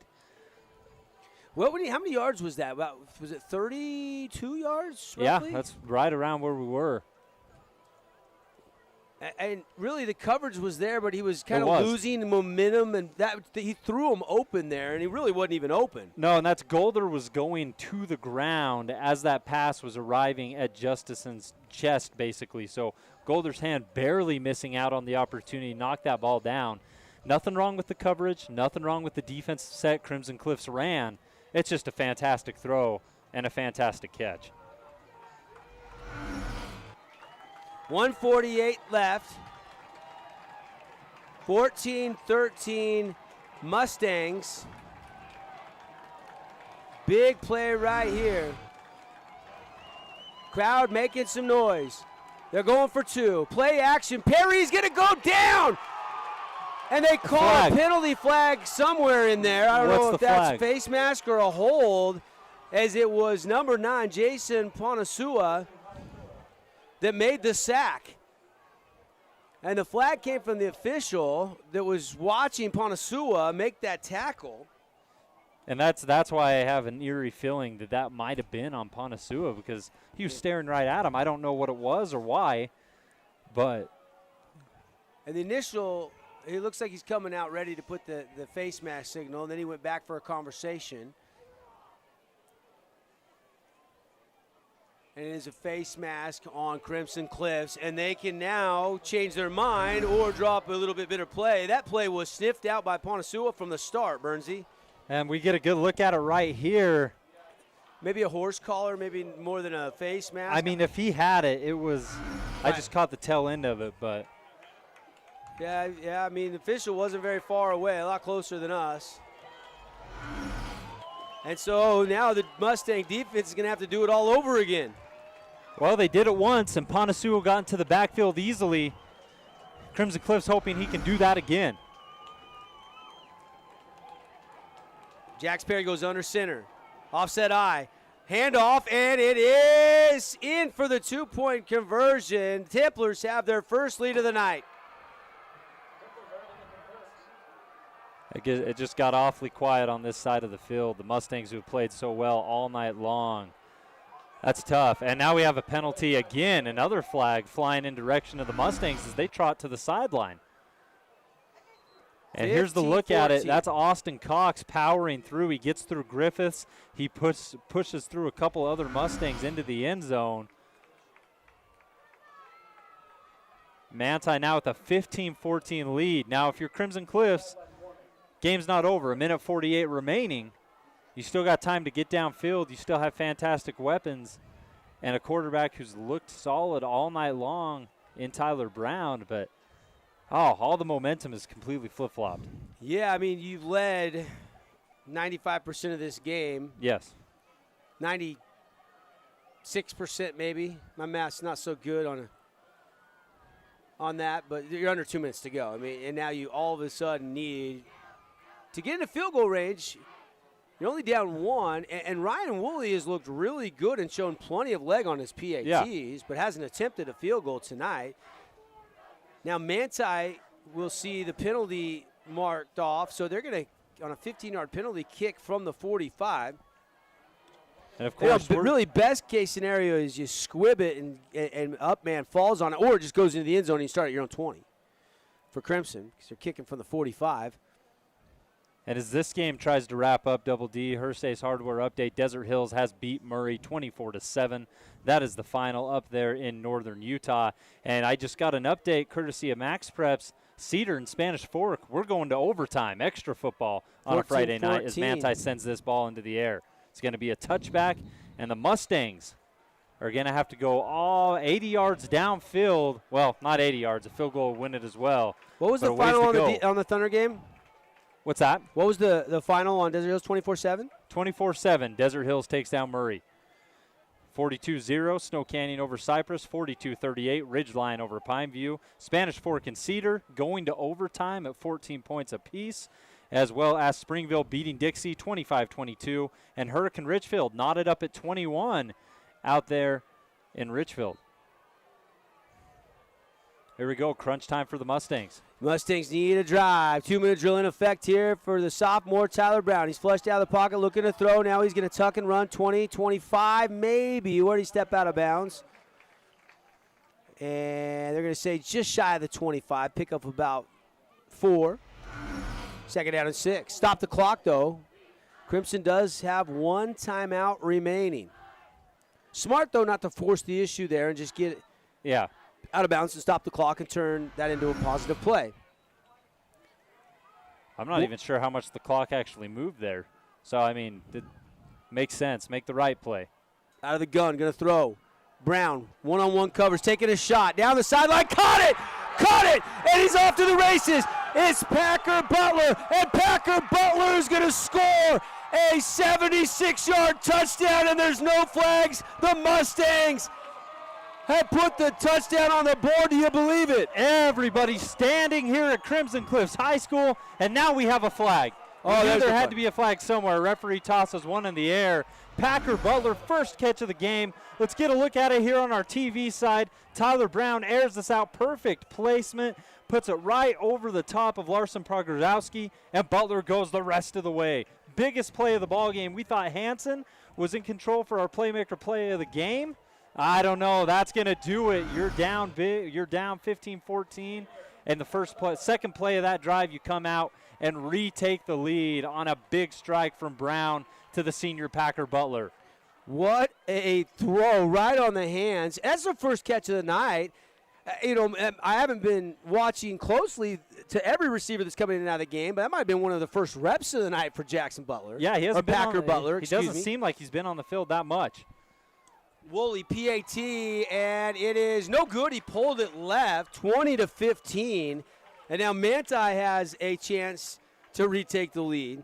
Minute 28 remain. Double D, one thing about that, though, you got a minute 41 seconds, and you decide to air it out with your sophomore quarterback. Look at the amount of trust that he has in his quarterback and his receiver, Coach Tate, making the big play. He doesn't say, hey, let's try a quick little 10-yard button hook and try to move down the field so we can get a field goal. He says, let's go win this game. Airing it out is Tyler Brown. Big play, a lot of confidence, a lot of trust, and it pans out in the Mustangs' favor. Crazy, crazy series of events. As Crimson, though, will take the lead. Would have been nice to maybe go for 2 there and try to push it to 7 in hindsight because you end up missing the PAT as Woolley pulled it left. And now the lead is just 5. Doesn't matter. Manti might have, if Manti would have scored, they could have went for 2 again and got the win anyway. But the card in that situation, a lot of coaches have the card. It says, hey, when do you go for 2 or when do you go for 1? You try to make that a 7-point lead again, but maybe in the heat of battle, the special teams unit was just out and just didn't really have time with the excitement level to really adjust that play call on the fly. And again, playing an armchair quarterback a little bit, hindsight 2020. And now Jax Perry and the Manti Templars are going to have to try to retake the lead that they finally got with under 2 minutes to go in this game.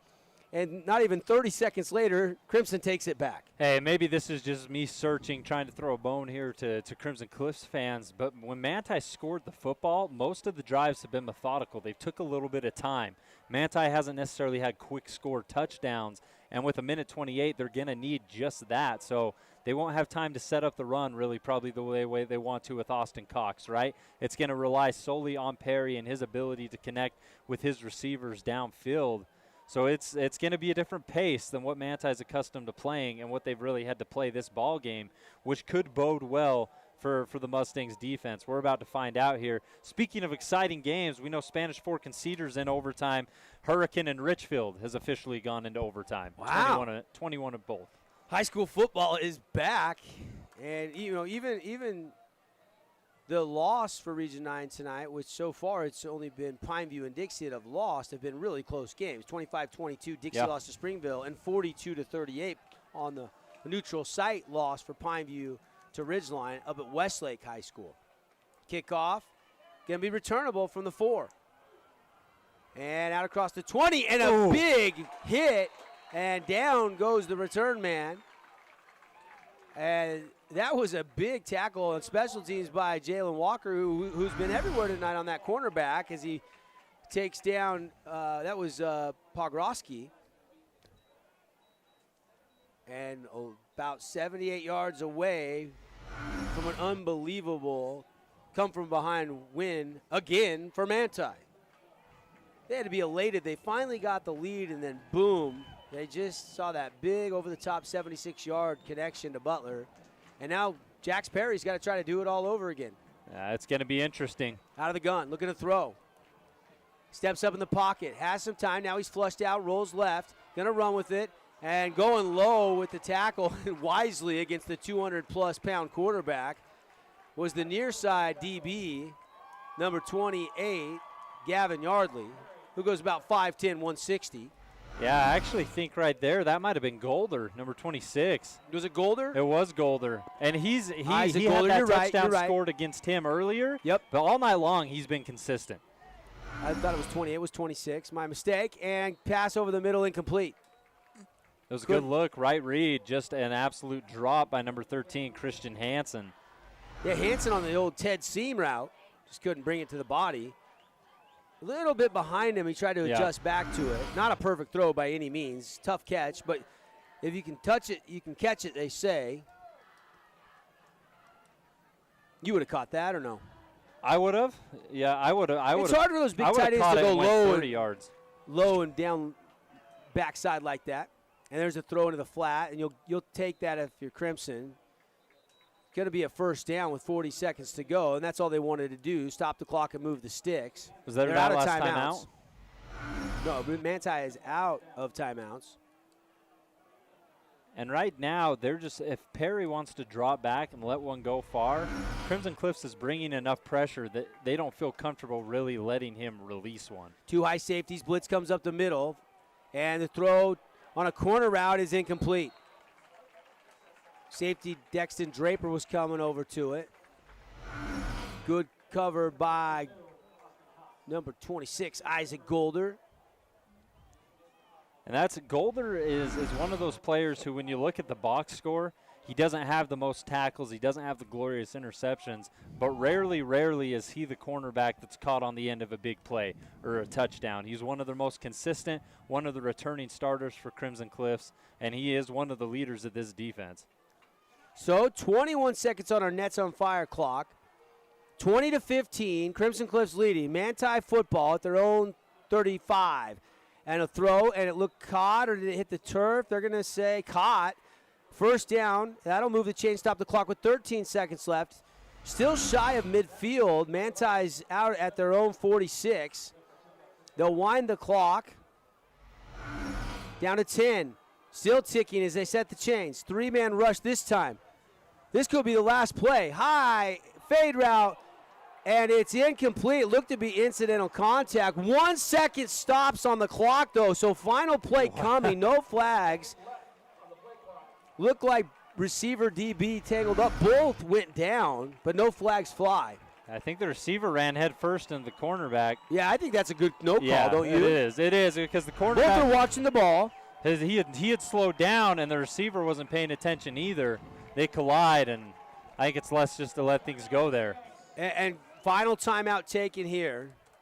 Again, coming up, we'll have our Johnson Pediatric postgame show. We'll name our Dad's Trucking Player of the Game. We'll pick our Appliance Wholesalers Plus Playmaker Play of the Game. And then we'll take a break, and then we'll go down field level and have our Region 9 wrap-up show brought to you by Ideal Home and Paint. We'll have our Handles Homemade Ice Cream region-wide Player of the Night. Handles is on Bluff Street now open. It's delicious. And you're going to also, whoever that region-wide Player of the Night is, and we've had some great performances. We're going to have to dig inside the stats and, get some input from all the guys around Region 9 calling some of the action to see who everybody's voting for. But they'll get a gift certificate to Handles and a free MVP haircut at Sports Clips for being named the Player of the Night region-wide. But first, lots of awards in this game. Who are you leaning towards our Dad's Trucking Player of the Game? I mean, Tyler Brown has made some mistakes, but he's thrown 3 touchdowns. He's been a lot of stars on defense, too. There's been a lot of stars on defense, guys who have stepped up out of nowhere, guys like McAfee. It's tough to tell. I need a little bit to sit on it. Well, final play of the game. Stepping up in the pocket. Going to throw the old Hail Mary. It's going to be just shy of the goal line. Incomplete. Crimson Cliffs wins it. Knocked away at the 10. Mustangs 1-0 on the season. First ever win on the home field in the first game ever played on the home field. And they're celebrating tonight on the range. I love the atmosphere right now. Hopefully you can hear it coming through our headsets because people are fired up. This squad fought hard. They took a 14-0 lead. Manti came back on them, and even then they didn't lose composure. End up winning this game 20-15, and it ends just where it started, Double D, on the defensive end for the Crimson Cliffs Mustangs.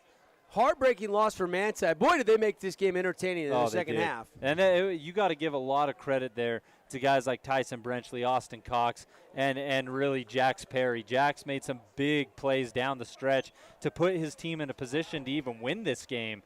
Ultimately, though, Crimson Cliffs ends up on top, and what has been an absolutely fantastic Week 1 start for Utah high school football. Mustangs are celebrating, but we're not done yet. Stick around here on 97.7 ESPN for the Johnson Pediatric Postgame Show. When we come back, the final one more time for you. Mustangs over the Templars, 20-15. 8-15 on the one-loss scoreboard. We'll take a 2-minute timeout. Come back with our post-game festivities. Radio Dixie 91.3. We don't play that. Nope, not that.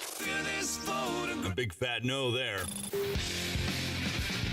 That's what we play. And stuff like that. On St. George's only alternative, Radio Dixie 91.3. Oh, and from 9 till midnight, we play this. I need a one dance. And this. Radio Dixie 91.3 FM.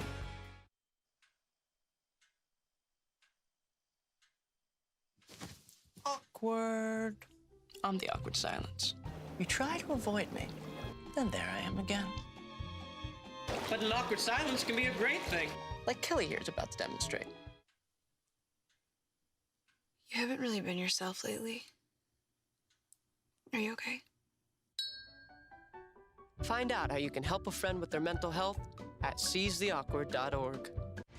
For over a century, Dixie State University has been shaping the trailblazers of tomorrow by providing a culture of active learning, active life. With a paradigm of real-world experience mixed with cutting-edge technologies and rich traditions, we provide one of the most affordable educations in the West, set against the most stunning backdrop on the planet.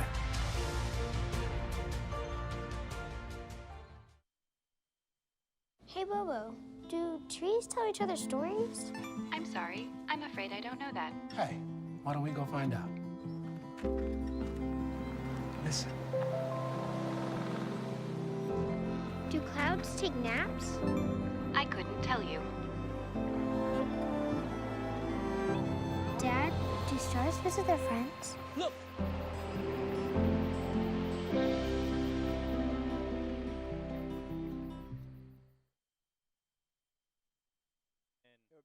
Hey, we're back, everybody. This is the Johnson Pediatric Post-Game Show. Devin Dixon, Rustin Burnside, here at the range.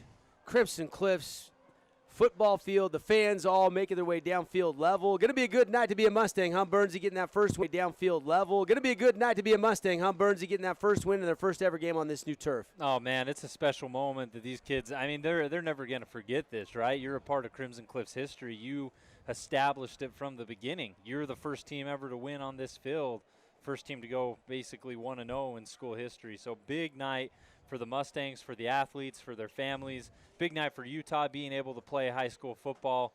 It's been a good experience.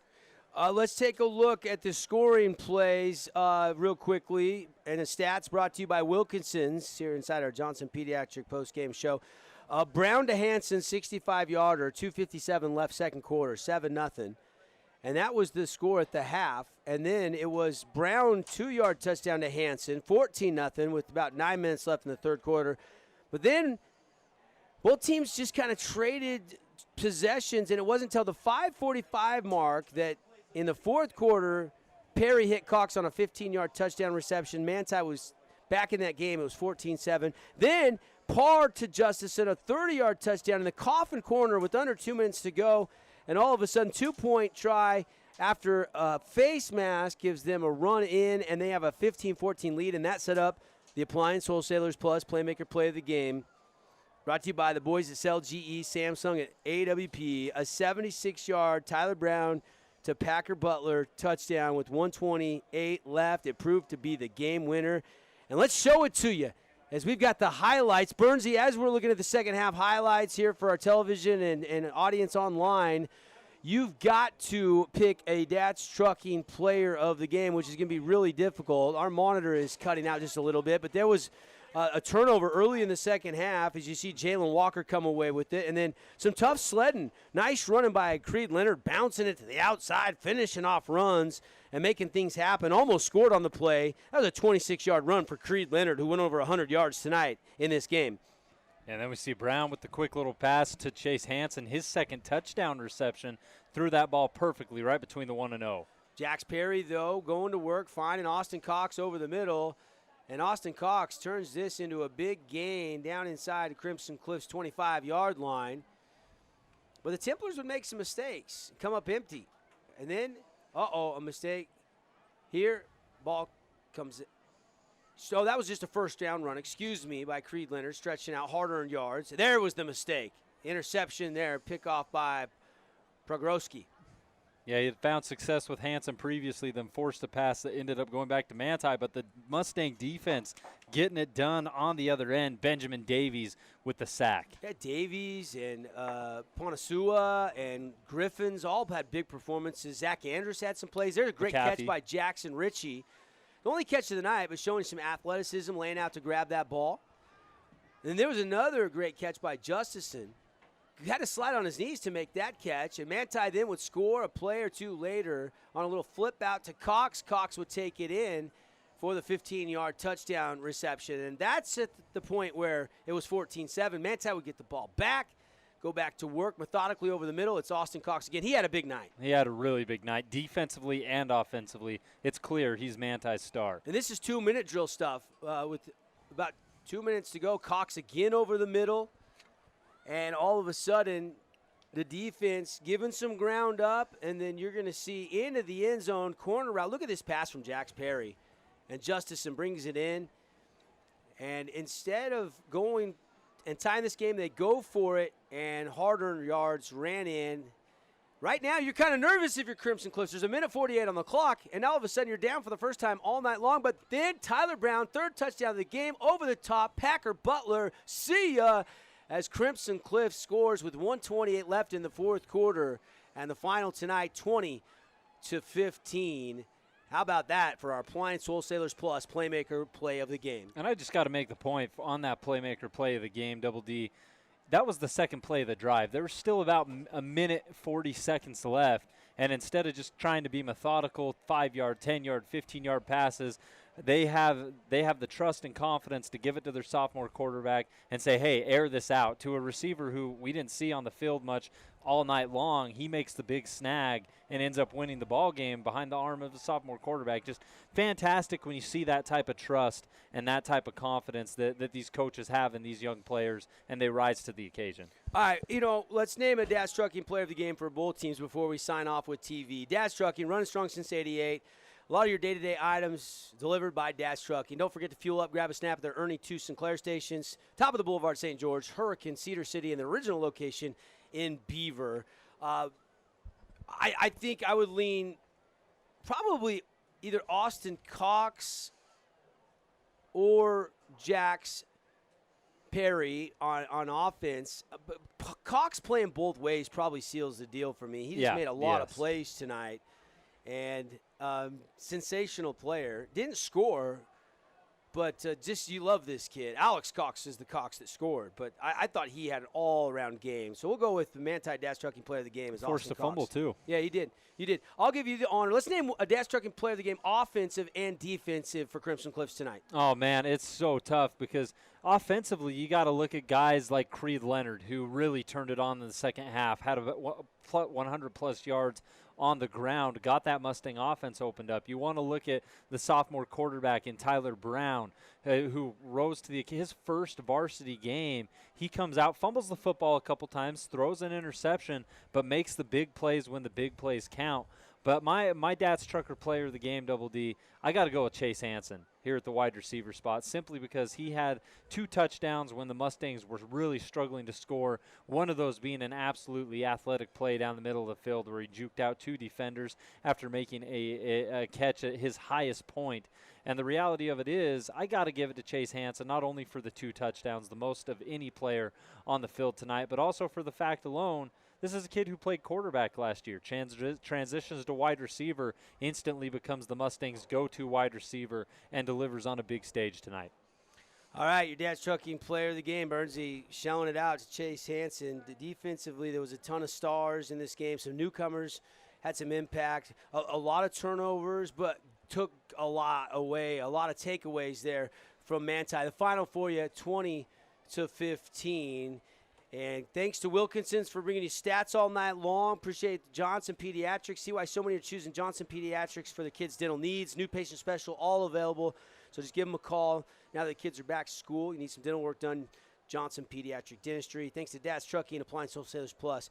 We're not done. We're going to take a little lengthier break here so we can go down field level, get set up, try to arrange some coaches' interviews. let's make it a 4-minute timeout. And we say goodnight to all of you watching on CEC TV or online. For radio audience on 97.7 ESPN, we'll take the break. We'll come back on phone. Martin back in the studio. We'll get us connected on phone, and we'll have some post-game from this one. We'll also get you scores and wrap-ups from all around Region 9 in our Ideal Home and Paint Region 9 wrap-up show. We've got a lot more awards to hand out region-wide, so stay with us, folks. Again, 2015 home on the range. The Mustangs get the win. First ever game here at home over Manti. Stick around on radio. Good night to TV. We'll all see you next week.